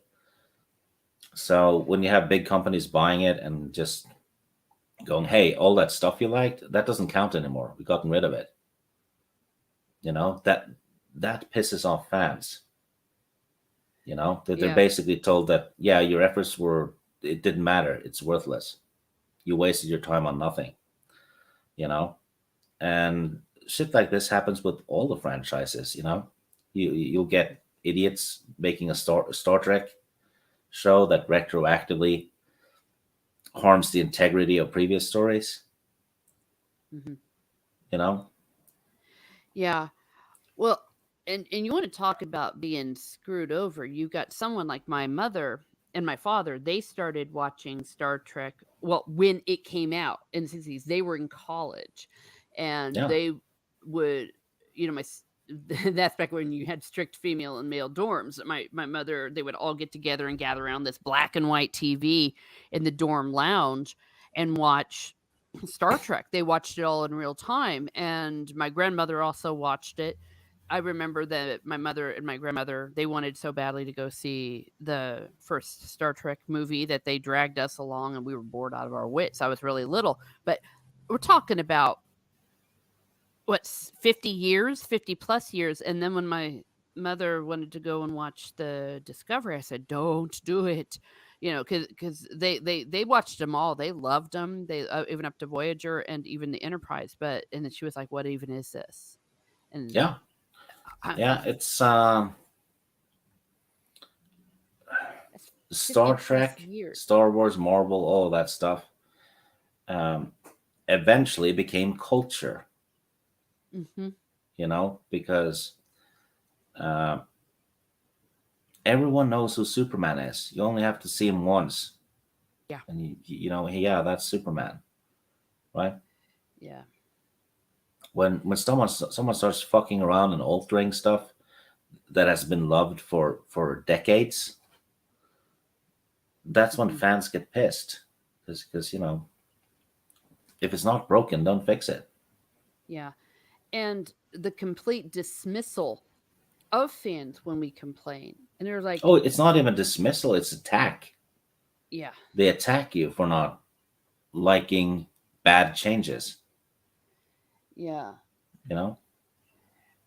I just wanted to wave hi to Subhuman. Subhuman, thank you for being here. Yeah, that's ancient times. Yeah, but I mean, but think about it. Pretty soon that's going to be us. Oh gosh. Yeah, well, Star Wars is what 40 years old, and it's going to be. I mean, just to the point that Stig had been saying that we've invested money, lives. It's part of our culture. It's important to us, and then for people, yeah, to come and attack you because we don't like that they come in and they crapped all over it. Yeah. It's Yeah, and another thing is, and I've heard a heck of a lot of fans of Star Wars and Marvel and all that say this, that a lot of them have had really bad periods in their lives, mhm, and and this goes for fantasy books too. And through that they've gone through severe sickness, yeah, or they've had tragedies happen. And I've seen so many people saying that, yes, Star Wars got me through that, or the Dritz books got me through that, Conan books, something. mhm. And that is something that I think uh, you shouldn't piss on that. No, And it's also something you can't measure in money. no, If someone reading, if someone was about to commit suicide and they were like, they picked up a Dragonlance book and it kept them from doing so, and now they have 3 kids. You can't quantify and measure that. no, and you never know what the spark might be or how it might speak to good art, and Yeah, that's why good art is sacred. I said this in that interview I did with Salty Sea about the Lord of the Rings, why Rings of Power sucks. Stories really are they're sacred. They're look at our greatest myths, the Greek myths, the Norse myths, all of them. They started as stories of people. They didn't start as literature crap that your English teacher made you read. It was people sitting around fires at freezing in the middle of winter, and let me tell you the story of Hercules, or let me tell you about Odysseus. It was and powerful, and they just can't be changed willy nilly or again crapped upon because, like you said, because it can give you hope, and you never know. And when they laugh at people for getting upset, it I don't think I'm exaggerating when I say that it's a form of it's bullying, and it yeah. It's a lot of things now has turned into. It's kind of like if you have two rivaling sports teams mhm, that have a lot of hatred, you know, like mhm, Celtic against Rangers in Scotland, right? One's yeah, Protestant, one's uh, Catholic. But so that there's a lot of stuff like there where they will gloat at any kind of misery that befalls the other team or fans or anything. It's gotten that way with everything now. mhm. It's always them versus us, and you certainly see it in politics. You see it in everything, you know. It's Yeah. uh, it's a split on every race is split, sexuality, gender, you know, everything. And Yeah. I'm thinking there's something sinister behind that because it takes effort to split everything like that, doesn't it? Yeah. And especially the fact that when you try to split cultures, combined it with Yeah. it's a powerful doing it. Basically, split cultures, you divide the people Yeah. into more managing parts, maybe. Precisely. And some of what you said about some of those sports things, that's always kind of been a thing, and it's always kind of been healthy, well, relatively healthy, except when I'm thinking of some of the soccer hooligan stuff that would go on where they would literally have street gang fights. Yeah, And that was for the most part, it was a bunch of idiots using football as an excuse. yeah, precisely. But in general, I don't mind seeing that trash talking and all that with sports because that's always been part of the culture of sports. People ragging on the other team, but but as you said, moving into these areas is far more sinister. It's splitting and all that. And here's a very good point. Sultan Afim said, "It's the cool kids bullying the nerds again, just in adult form." Yes, and Yeah, what? because yeah, Yeah, it's because the uh, the stuff the nerds liked turned out to grow and become popular. So like, oh shit, turned out they were right, and I need to support this stuff because it's trending. yeah. And so the cool kids took over the nerds Yeah, and then are hitting them over with a stick again. Well, at the same time, saying they're in favor of the marginalized. Go figure. yeah. Yeah. Good night, Hound. Thank you for being here. I Have a good appreciate it. night. Yes. That is, and I mean, I guess one way to avoid it is not to pay attention to it. Like, like every time those idiots come out with an article or an interview that craps all over people. Because I mean, I will find if I read too many of those, I'll start to get a little bit depressed. It's like, oh, look what this director said. Look what the Rings of Power a hole said again, and it can get you down. Yeah, I think though that with all the new stuff that's coming out, that ends Hmm. up being almost like a parody of what it's supposed to be, right? Hmm. And you can kind of tell just from the trailer or even who's working on it, right? Yeah. And I think if you don't have much to look forward to, turn around and look back Hmm. because there's so much good older stuff there, which is finished. Yeah. This and that book series has 20 books and it's done. You'll have a beginning, middle, and end. Or let's say DC Universe is in a bit of trouble, right? Hmm. Well, how many Batman comics were there before that? Before that happened, Hmm. thousands, and I Yeah. bet you most people haven't read all of them. It's So impossible. just go back and start collecting. Yeah. If you haven't read it before, it's new content, isn't it? Yeah. Well, and you can get them as omnibuses. Like I've been reading these omnibuses of the very first Wonder Womans, the ones from the 1942, 43, like the first series. And I got them on eBay, but I think you can even buy them quote unquote new. It's like, go for it. I am having a blast with them. Of course, they're old, little bit old fashioned, but it's like, yes, as you said, look at all these stories, and you can do the same thing with Batman and Superman. They've published them. They've Spider-Man had a hardcover release this summer of the first 40 comics with Spider-Man in it. nice. Costs Yeah. about $100 though, so it's a bit pricey, but still, it's 40 comics for $100 and a solid hardcover book. So think about it, it's not really that bad. You get a lot of bang for the buck, right? Yeah. And I bet you Exactly. they're Yeah. probably going to do that with the rest of it too.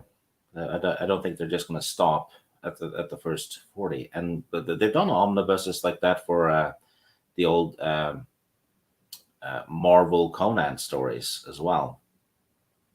hmm So there's it is available. Yeah. And it sometimes you can even find really good deals. I find them all the time. I go to the secondhand bookstore, go to some antique malls, or go to eBay. You can get really lucky. So, and if something looks pricey, go around there and see what you might be able to pick up. I've been able to pick up some cool Conan stuff.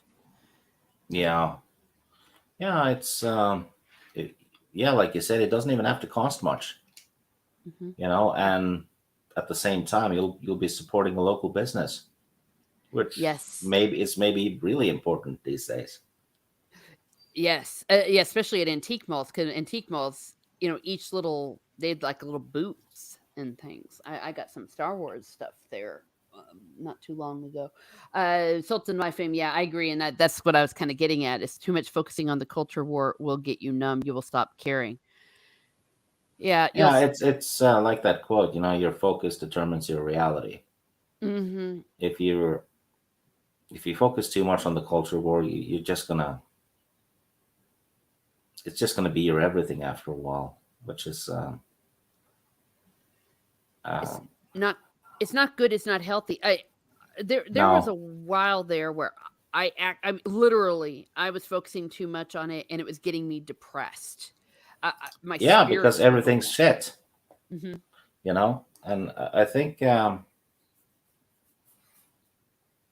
personally, I think that the people who scream the loudest about the culture war are the ones that support the woke stuff the most through hate watching. So I'm like, you need to stop giving them money. That's the first, step. hmm And I saw someone on Twitter said that um, uh, nobody watches Disney Star Wars as much as the people who told others to boycott. And it's probably accurate because, well, on the flip side, you have like a train wreck, so people will look because you can't look away. Yeah, But in the long run, um, if you pay for it, you help create it. yeah. Well, and I think that there needs to be also a healthy caution. Is that sometimes I'm not thinking of anyone in particular. So No, me no one. neither. Yeah, It's no just one. in Yeah, in general. in general, and that's what I'm saying too. Because I'm thinking if anyone's thinking I'm calling anyone out, I'm really not. If I were, I would say so, or I wouldn't be speaking. Is that many?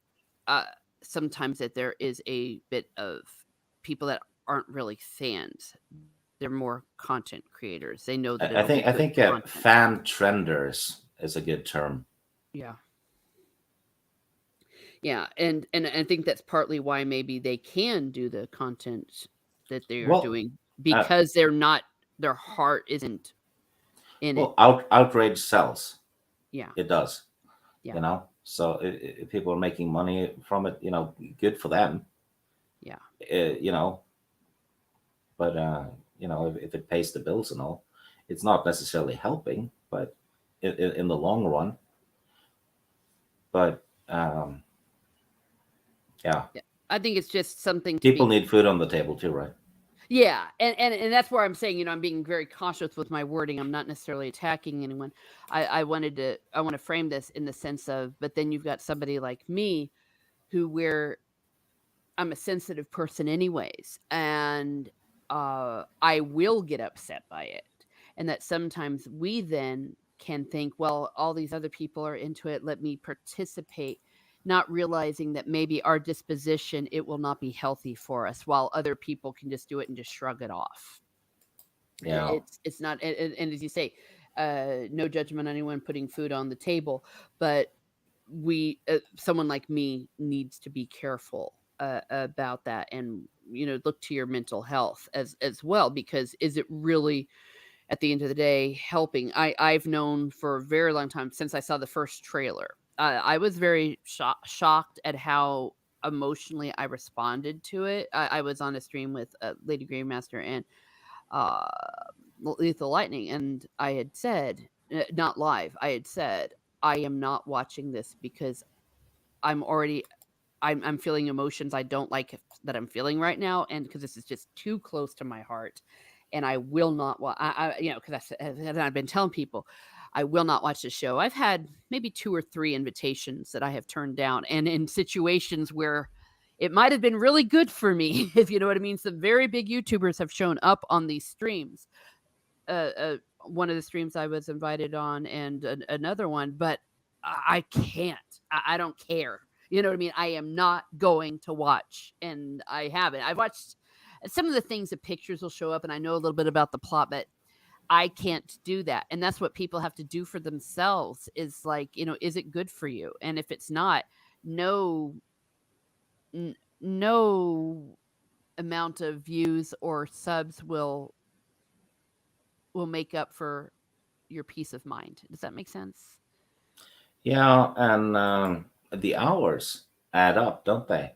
Mm-hmm. I mean, if if you're watching a season of a TV show that you hate from the get go, what is that? 10 hours maybe, Mm-hmm. something like that. You won't get those 10 hours back. You could have read probably 2 novels Yeah. in that time, depending on how the thickness of the novel, of course. But Yeah. you could basically have spent those 10 hours on something you really enjoy. Yes.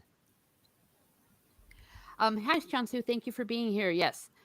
Um, as I always say, do everyone do you, but that's something I kind of feel strongly about, and I think also the reason why it can lead to feelings of hopelessness is because there really is nothing you can do about it. Nothing any of us do or say is going to change anything.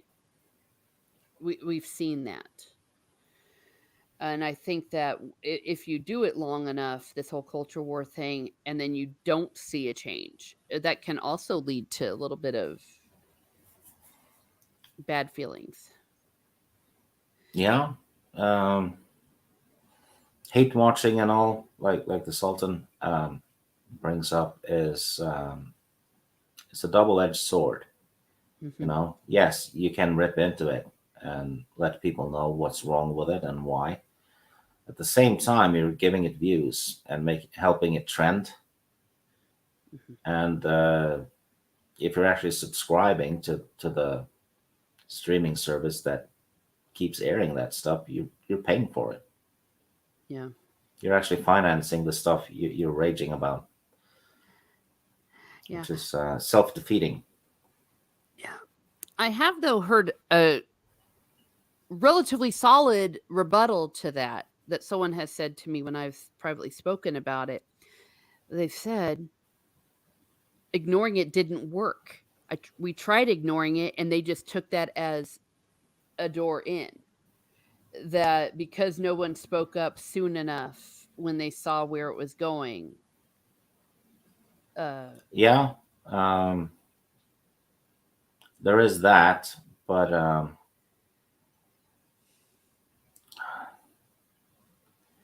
I'm of the opinion. The more I think about it, though, I mean, it's a good point. I think it it wouldn't is a matter good when. point. Yeah, but the more I've seen, the more I feel like it wouldn't have mattered one way or another.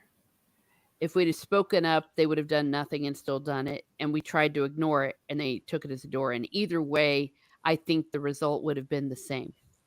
Yeah, I remember back in the day when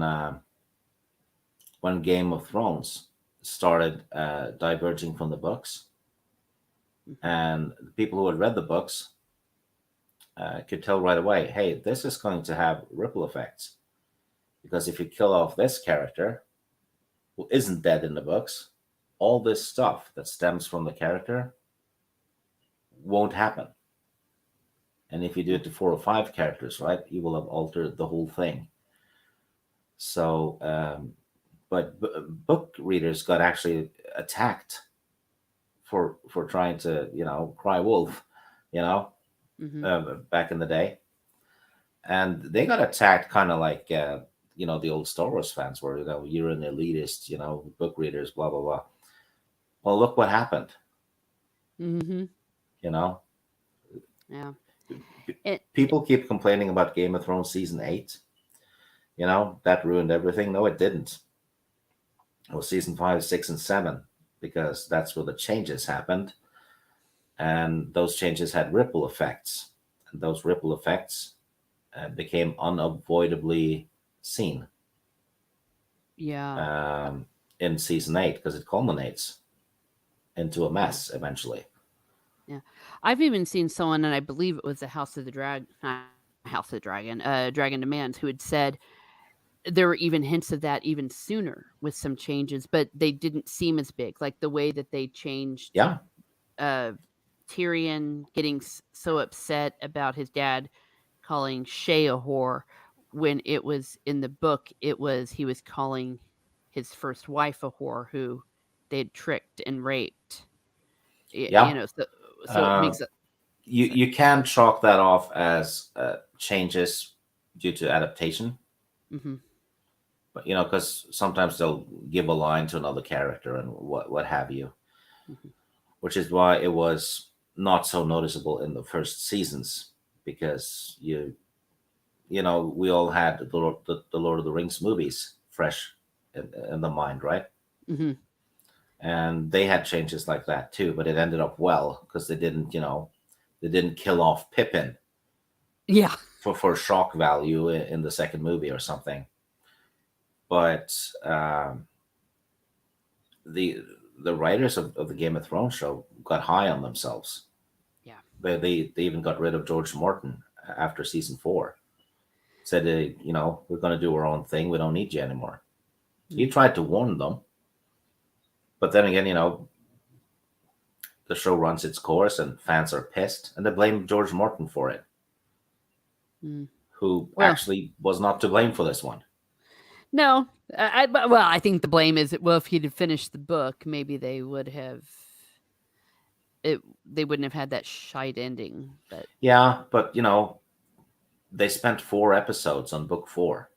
yeah, Book 4 is as long as book 1, and book 1 got a whole season. So, and book 5 is the longest one. I think it's 300 or 400 pages longer than book 1, and they spent 6 episodes on some events from that book. So it's kind of like, yeah, you're running out of source material, but if you skip ahead like you do, then yeah, they could have had probably 3 seasons or more on book 4 and 5.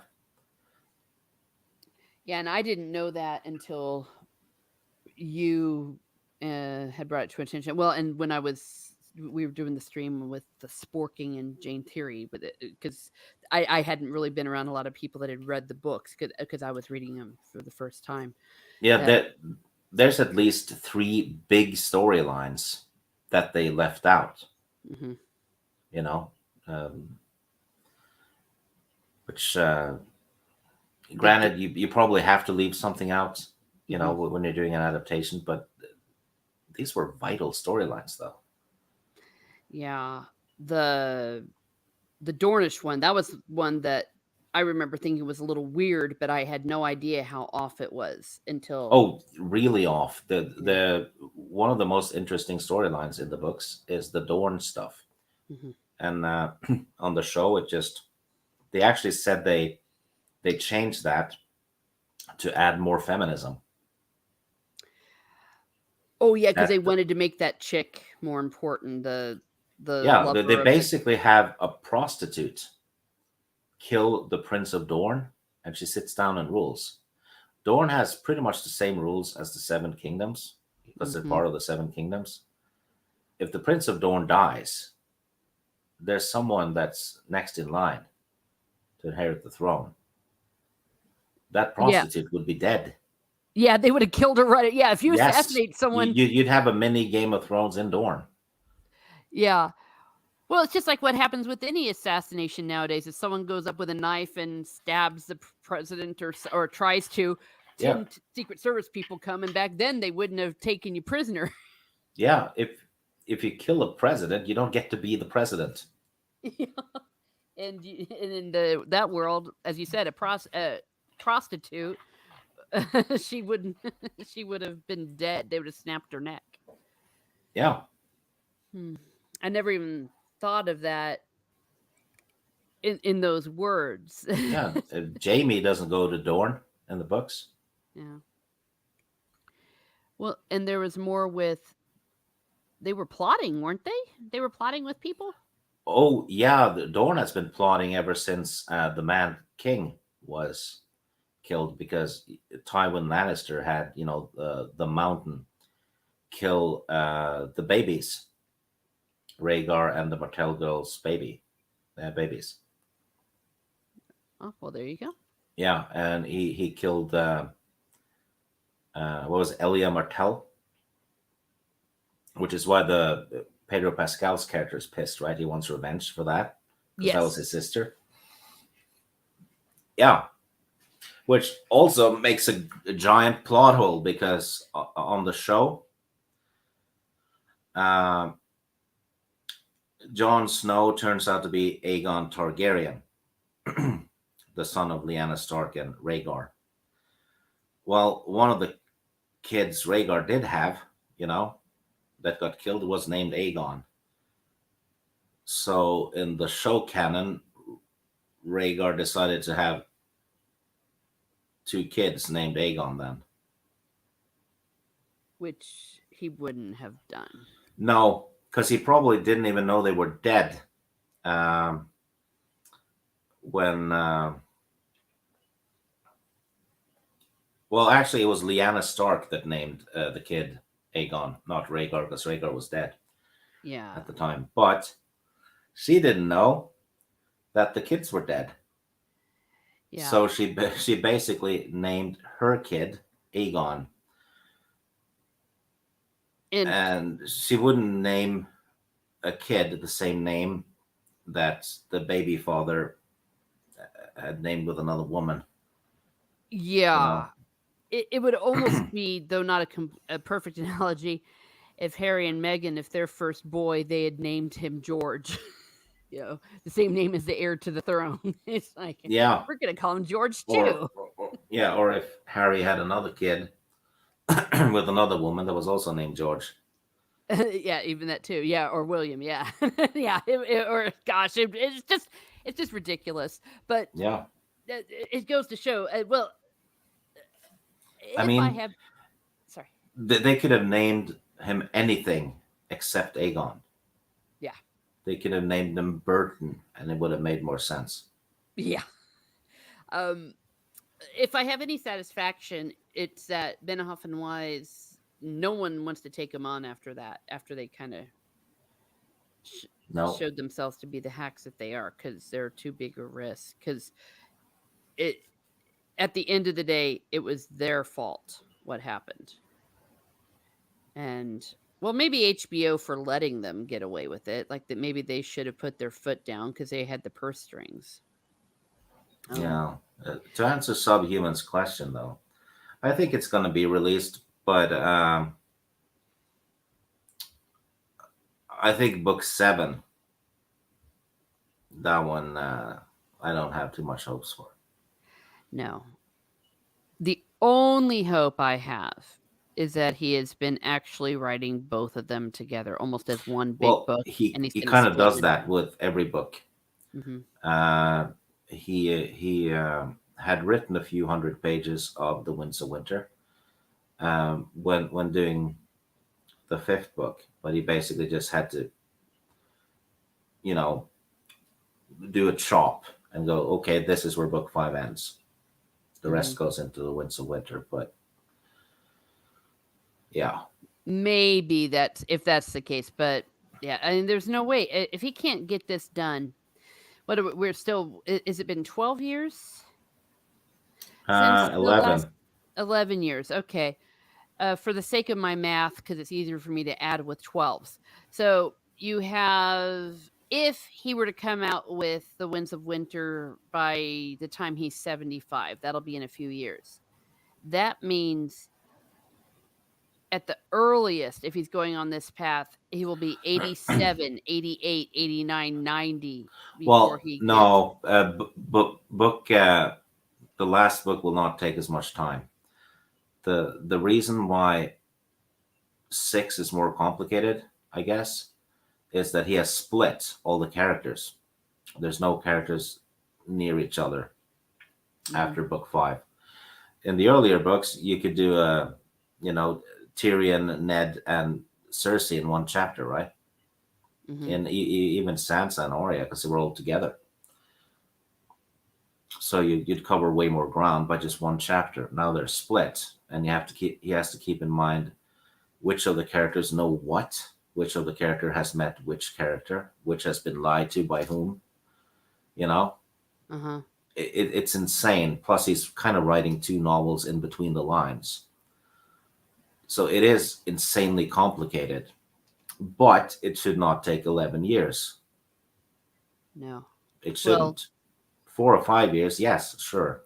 But I think it was Neurotic who said it that he thought George Martin didn't really start writing book six until 2020, yes. and it kind of looks like that. Yeah, he actually did the math and did some of the things that I remember he did make a strong case, a compelling case for that. Yes, I'll buy into that. I think up until 2020, George was just massively distracted. Yeah. He didn't get much work done at all. Yeah. Maybe a And few pages here and there, you know. yeah, and to Sultan Al Fame's point here, I think we're having the same issue now. None. He is focusing on the House of the Dragon. Yeah, it depends on how much he is involved, but he's not shy about promoting the damn thing, is he? So he's Yeah. traveling around and um, yeah, and he's also helped write a video game, which he said he wouldn't do, and he's written plays, which he also said he wouldn't do. Yeah. So I don't know. I do think George Martin though wants the series to get finished, the book series, because he said many times that is his magnum opus. And writers do have egos, you know. They Hmm. I don't think he wants to be known as the guy who started a fantastic series and then just blew it away. Yeah. So But there's that. I have hopes for book six. I think we'll see it in a couple of years. But like I said, seven, it's that's iffy. a bit more tricky. Yeah, but I really hope he just get turns away from his, I think, very selfish attitude that he won't let anyone finish it if he dies. I mean, he's got to, because I mean, Well, Robert Jordan wasn't too proud, so neither should he be. no. Robert Jordan was all about the fans. He made sure the fans got the ending to the Wheel of Time. Yeah, And I think Brandon Sanderson was given 6,000 pages of notes to help him finish the series. I've no doubt of And it. Robert Jordan's wife, who was also his editor, Hmm. uh, was helping him out too. Yeah, So that's they did it the right way. Did Sanderson finish it perfectly? No, but it was a satisfying ending, which I think is the most any fan can ask for with any yeah, series. Because if you have millions of fans, all of them will have their version of what should happen. yeah, So it's never going to be perfect for anyone. yeah. So that's what I'm maybe hoping. Um, because again, just because of his age, and I don't want to be too mean about his health, but I mean, just looking at the dude, he probably his heart, and so it's like, come on, man. Well, the Uh, guy has looked like that since the 80s. oh, So I'm aware. I'm just saying he's, though, yeah. he's in his 70s now. I'm just saying, it, it the ticker is getting. It doesn't work as good the older you get. If and that's as kind as I'll be about it. Yeah. Um, Yeah. Sultan I Fame says the dialogue in the House of Dragon is phenomenal. And before you came on, Steve, he was talking a little bit about last night's episode. Oh yeah, That or yeah. the The other night's dialogue one was rather. great. Yeah. Absolutely, it was. And I guess the performance by I don't know, it's just like really good. I don't know. I didn't Yeah. watch it. Well, the problem with it, you know, I thought the performances and all were fantastic, and the writing is great. But then at the end, they reference the long night, and that's the prince that was promised. The House of the Dragon follows the Game of Thrones TV show, which means that prophecy that's a big deal in the House of the Dragon now, Hmm. with the prince that was promised and the long night. That's Game of Thrones season 8, where it turns out the prince that was promised was not a Targaryen at all. It was Arya Stark, who was not even a prince. Mm. And the long night lasted for, what was it, a week? It's supposed to last for generations, Yeah. but no, it was snow for a week. And Yeah. then Well, the writers forgot, and so did the characters, that, yeah, winter's still coming, White Walkers or not. So you have the same problem as Star Wars. All roads lead to Jake Skywalker, right? yeah. Well, And even in it's sorry. easy to forget that if you're just focusing on what's in front of you right now. And in the case of the House of the Dragon, it was a fantastic performance by a fantastic actor. But it still needs to Arya Stark teleporting onto the battlefield and killing the Night King, Yeah. who isn't even in the story in the books, by the way. Yeah, and that's the problem. I mean, I remember just only having been a TV show watcher that they were really foreshadowing just something horrible like this long night and all that. It was going to be bad, really really bad.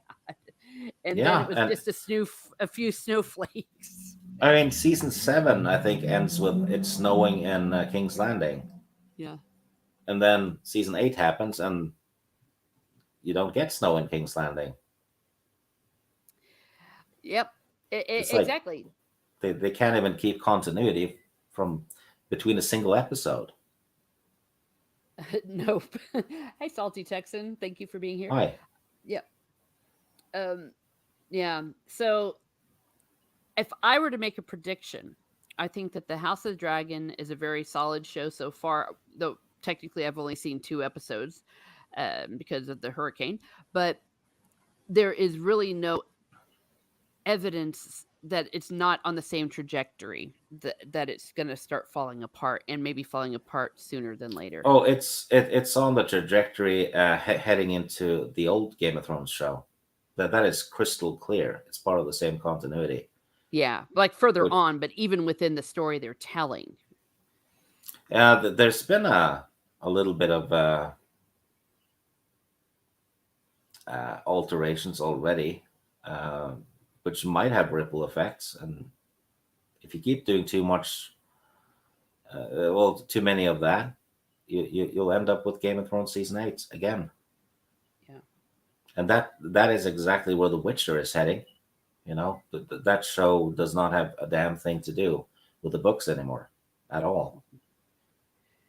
Yeah. I'm planning to start reading those in 2023. But I recall you telling me because I didn't know when I was watching season 2 how bad the killing of that one character was. That Oh, not just that; it's all kinds of stuff. Uh, yeah. but yeah, Sultan's right. The dragons look fantastic. Hmm. Yeah. And I mean the acting's good, the writing's good, and I think they are hyper aware. You can almost hear the fourth wall breaking. Look, we don't suck like season 8. Look, we Yeah, don't suck like season but 8. to be fair though, dragons looking good. Whenever they don't look good, it's laziness, because back in the early 2000s we had a movie called Reign of Fire Hmm.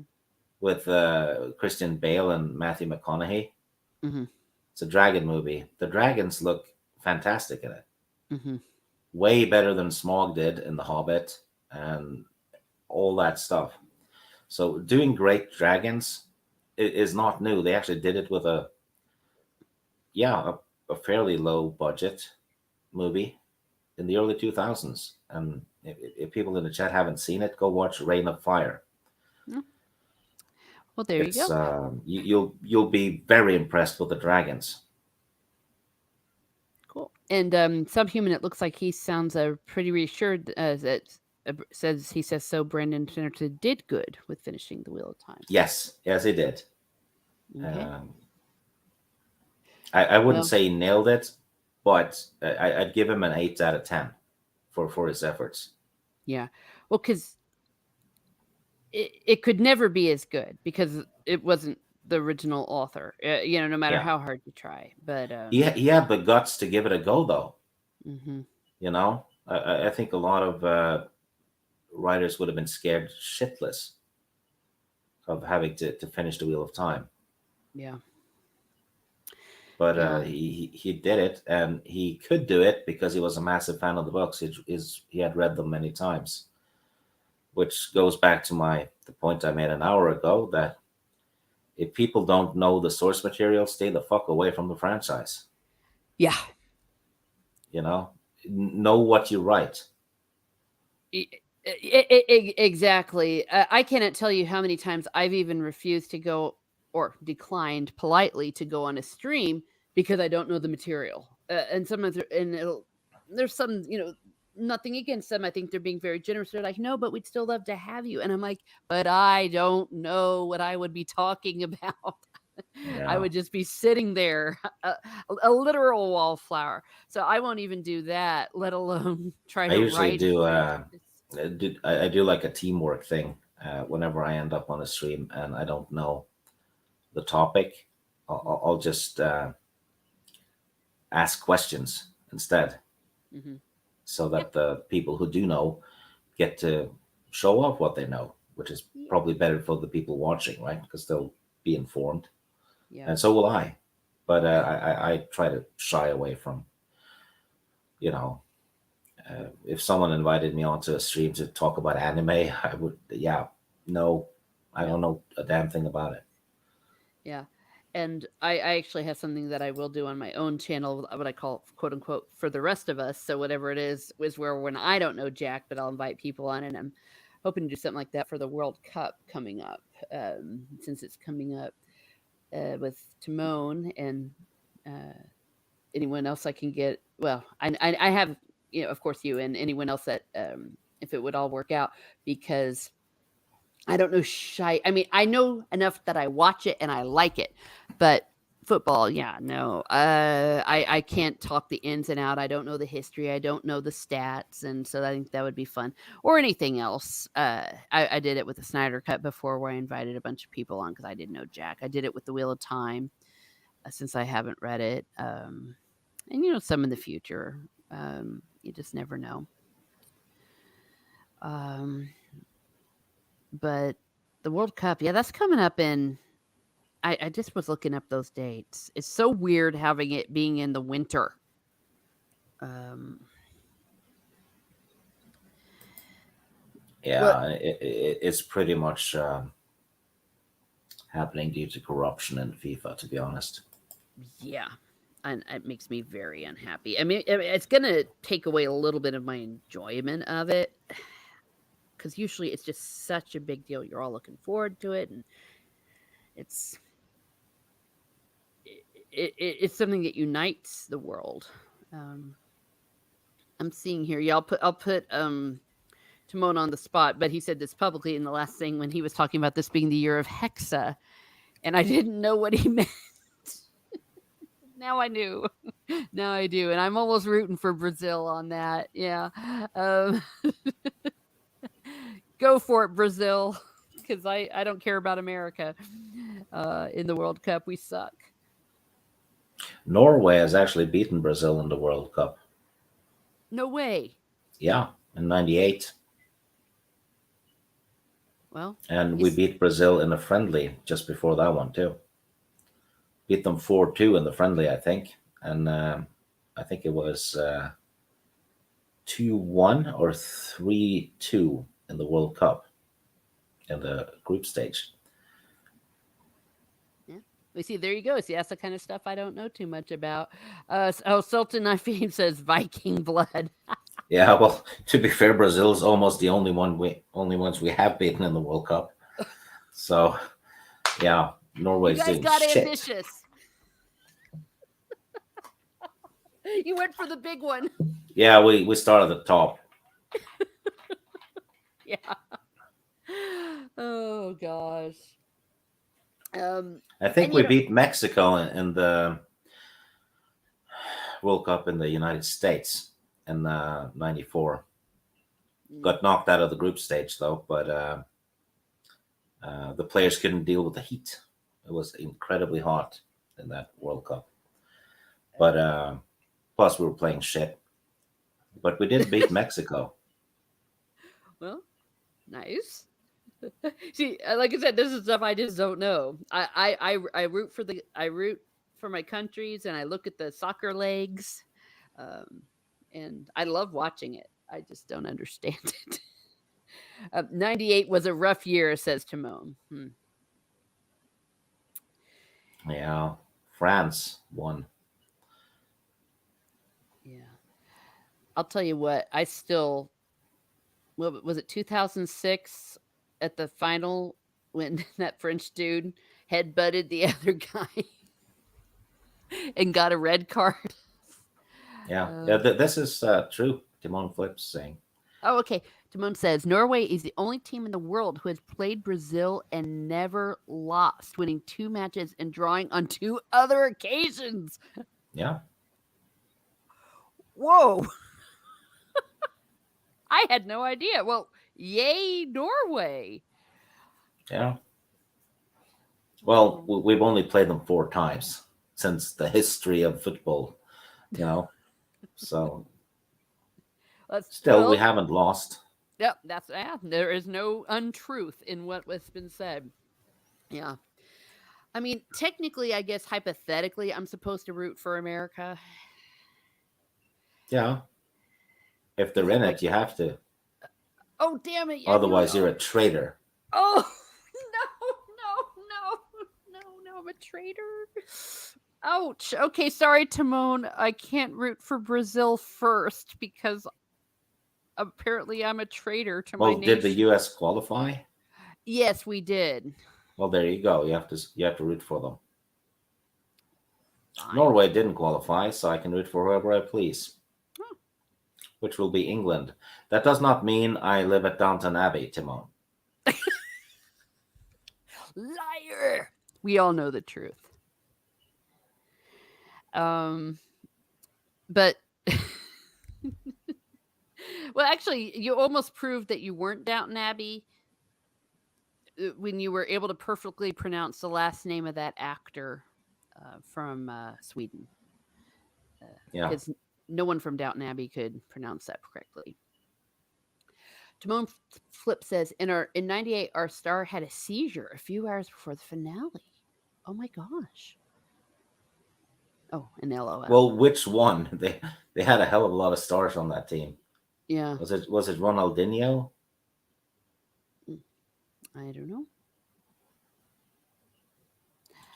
I'll tell you, I'm still traumatized and I don't know what by that whole Columbia thing where the guy did the own goal and then some like mobsters went and assassinated him and shot him 6 times. And between each shot, they yelled goal, then shot, goal, then shot, goal, and did it 6 times.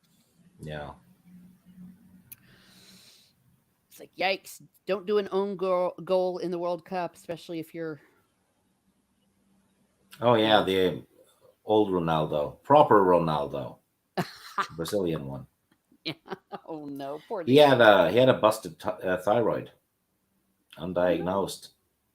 So he got he was training hard and like an athlete, but he was putting on weight anyway. Nobody knew Oh. why. They thought he was lazy. He wasn't. He had a busted thyroid. Oh my gosh. Well, that's terrible. Yeah. Well, Well, Sultan's asking if Downton Abbey was a good show. oh, Yeah, I'd say so. It's a drama show, though. Yeah. Well, you would know since you were there. Yeah, the breakfasts were so good. Yes. Yeah. Though, did you keep watching it to the very end?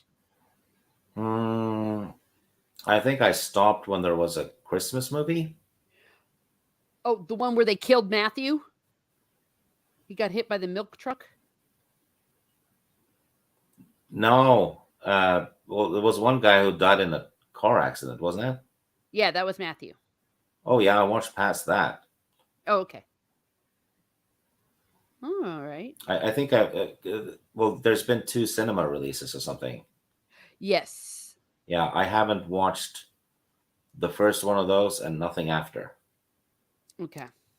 Fair enough. Yeah, I've watched all of them. Actually, the second movie, my mom and I watched it when I right before Hurricane Ian hit, just about 2 weeks ago, and it was so good till like the last 5 minutes, and then it was sad and it made me cry, and I said, "This sucks." Um, but the movies especially were fluff, absolute fluff, but good entertainment and true to the characters and true to what they had given us before. So I think that's why it still remains popular and is still a commercial success. Yeah, I remember the writing was good and the acting was good. Hmm. So Superb. And the actress plays Lady Mary. She's been in a lot of really cool stuff. Um, a lot of other dramas and the like. Okay, oh, John. she was also in a Terry Pratchett adaptation, the Okay, Rift War. No, sorry, not the Rift War. I was gonna say. The Discworld stuff. Hmm. Okay, excuse me. Jansu says there's an improper Ronaldo. Yes. Oh, poor guy. Uh, Simone Flip says he finished his career in Corinthians. And he is explaining there are three Ronaldos. Ronaldo, I'm scared to pronounce the middle Ronaldo. Ronaldinho. Thank you. And Cristiano Ronaldo, the Portuguese one. Yeah. Yeah. The flopper. The first one is the real one. Yeah. He was a legend. It was Ian for Tim Pool. No, not that Ian. The Hurricane Ian, but oh my gosh, I swear, Ian. I hate being mean, but it's starting to get ridiculous. Who's Ian? Ian, he's this guy who's always on Tim Pool's show. He's one of the fixtures on it, and he derails every single conversation, and he doesn't know what he's talking about. And even if he doesn't know what he's talking about, he'll still insert himself and Oh start being shit, he's like absurd. me. No, you just got. It's like you just said. You know, when you don't know what you're talking about, you don't take over the show No, that's true. and just say, "Well, tell me what the definition of this is." Like, for example, there was this one that really made me lose my crap. Um, some old lady was shot in the back after a verbal altercation. Everyone's like, "That's terrible," and all that. He's like, "Well, So but do." it was actually during back talking then, Oh gosh, since he that's shot him in the back. oh, that's horrible. Now she lived, so it's okay, but and they're like, this discourse is getting out of hand. You shouldn't be shooting and people. And then Ian interrupted and goes, "Well, I don't think we should judge until we know what she actually said." And everyone's like, "It What? doesn't." Yeah, exactly. It's like everyone's like, "Well, what did she say?" It's like, You shoot someone, yeah, you should judge. You know, should be judged. yeah, exactly. And it was an 80-year-old lady shot in the back as she was leaving, and it was a. And they were like, "Well, it was a heated conversation, but you don't shoot them in the back," and just one of those. And then he sat. That's the kind of stuff that he does, and he does it all the time. And he just takes the contrary position just so. And understand that he will have on guests like Jack Posobiec. He'll have on the guy from Veritas. He has huge guests on, and it's starting to get very disrespectful. And I said so, and I unsubbed to Tim Pool, and I said in the comments like he cares. I said that's it. I just can't stand it. I said you're you're wasting my time and you're wasting your guests' time because you can't get a good conversation going, and it used to be such a good show when Adam Kriegler was on. It was a really good show, and they had Ian replace him after Kriegler and Tim fell out. And I don't want. That Kriegler guy is good people. I like him. Yes, yes, he's cool. And it's just frustrating, and I don't want anyone to be canceled. I don't want anyone to quote unquote lose their job, because he does a lot of other stuff at that compound and all that's like, fine, let him do something else. But there does reach a point where if someone is continually derailing the show, and just it's just getting disrespectful, and it's not good. Okay, Timon Flip says, I got a few stories about football that I'm saving for the show. Yay! And I'll work out a date and a time and all that. Okay, I did look. It is November the 20th, which is so I definitely want to do it before. And I'll DM you, Timon, and we'll work something out. I uh, so it should be a lot of fun, and sharing some memories of our favorite World Cups. Well, I I just have such fond memories of summers. It's just like in the summer, that's what you do, and it's every 4 years, and it's so exciting. And apparently now I've got to root for America. Oh my gosh, Stieg, I can't believe you're doing this to me. Well, the Well, good news. Sorry. you need to support your country. I know. Well, how's this? I have a great deal of comfort in the knowledge that I won't have to do it for long. Well, it's when they lose they need the most support. Oh, no, no. Oh yeah, I forgot it's winter. It's always winter for you. So we're flipped. This time it's winter for us and summer for you. So yeah, you get to have your first summer World Cup. Yeah. Yeah, I love I've been watching a really cool documentary on and off about like different World Cup teams, and uh, Chile's team. Just good stuff, good stuff.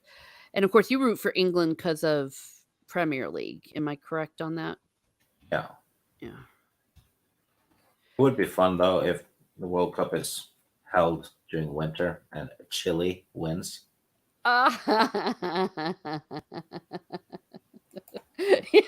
Promote says, come to the fun side of the football. Cheer for Brazil. I promise you, I will. I was going to cheer for Brazil. I even learned Hexa from you. And now Stieg is sitting there saying I'm a traitor and my duty and all sorts of stuff.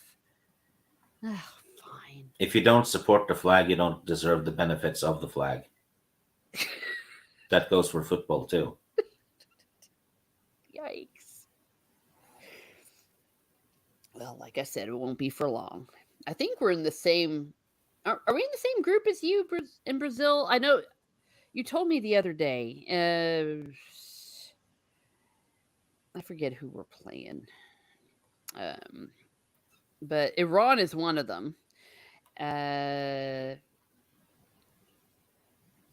I don't know. We are gonna suck. Oh, But it's the U.S. is in the same group as Iran. yeah, Iran's one of them. Like there's four of them. Oh, damn! It's that match's gonna go nuclear. Oh,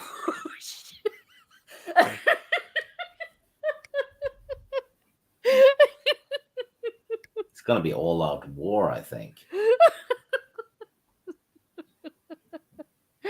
oh Yeah, it's gonna be no. a blast to watch. Probably an explosive second half.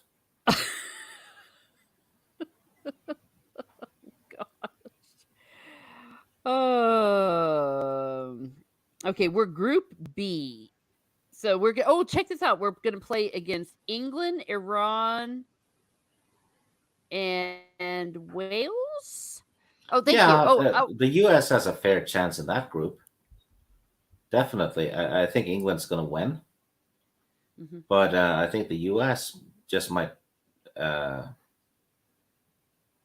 Yeah, they're going to get ahead of Iran, but yeah, I think second place for the U.S. in that group, so they will advance. That's what I predict anyway. Oh, okay. It all depends on how they play against Wales. That's their real their most important match in the group. It's against Wales. Mm, okay. Since I now have to root for the US, because I say in that group, I would root for Wales. All right. Oh, here's a Timon's Group G: Brazil, Serbia, Switzerland, Cameroon. Oh, Cameroon is that's a dangerous one. There's a heck of a lot of massive talent in the African countries. Usually they slip up when it comes to tactics, but on sheer ability, uh, yeah, never underestimate any African countries. Well, you heard it here first. I Yeah, was giggling about. they can be like Rocky, you know. Yeah. Well, no, I mean, and tons of them play in big Yeah, football clubs. some of the best players in the history of football have been Africans. Mm, Uh, mm. a lot of them have had extreme ability. Wow. Okay. Well, you heard it here first, or second. Yeah. No, I mean the dude. Wasn't he the dude, the guy who was the goalie for Nottingham Forest that did so well? Uh, Oh yeah, yeah, and he was from Africa, yeah, and then they sold him to France. yeah. I think George Weah from back in the 90s. He was from Libya or Liberia, Mhm. something like that. He's now a president, I think, or has been. Holy crap! He was voted correctly the best player in the world. At least one of those years back when he played, he was insane. Hmm. Well, cool. Yeah. Well, I'm Yeah, getting my notes together and all that. Timon. So, thank you. He's got to go pick up his mom. Oh, yay! That's awesome. Always be good to your mama. And thank you for being here, and thank you for this. And like I said, look for the DM, and we're gonna work out a date and a time. I wanted to just point out I was giggling because I'm just imagining Switzerland, because how can they ever win anything if they're so neutral? yeah. Well, the clock is like once per day, right? Yeah, or twice per day.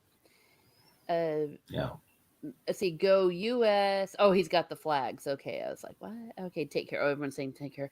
Okay, well, we're probably gonna wrap this up. I've been going a lot longer, but I'm going for quite a while. I want to thank everyone for keeping me company this morning and musing. We went through a lot of topics, and it's always a lot of fun. We had, of course, Timon, Chuan Su, Sultan Al Faim's been here, Salty Texas, Subhuman, Bush's been here, Hound 3000. If Captain America, America's ass showed up, and I think I got most everyone. Again, if I ever leave anyone out, oh, Corey Cochran, thank you for being here, Corey Cochran, and of course Steeg, thank you for being here and joining me as always a good time. Stay tuned to my channel this Wednesday. I'm going to be doing the triple review. The triple review has returned, and we are going to do three different Dracula movies. We're doing Dracula 1931, 1958 with Christopher Lee, and the 1992 one with Gary Oldman. And so that will be at 3 o'clock Eastern, 2 Central. Steve, what you got coming up? your stream on Saturday, Yep. book stream. Sword of Shannara. We are almost at the end. I think we've got 2 streams left of it. We are at chapter 28, Sword of Shannara, and that will be at 11 a.m. Central as usual. And also stay tuned here to Miss Smart Muses, where I might be doing some musings, depending on the time of day, Monday morning or Monday or midweek. At least for this week, I'm planning to keep these going. I will be quite busy toward the end of the month, but I always appreciate you all showing up. And as always, have a great day. Have a great day, and be certain to stick to good fantasy.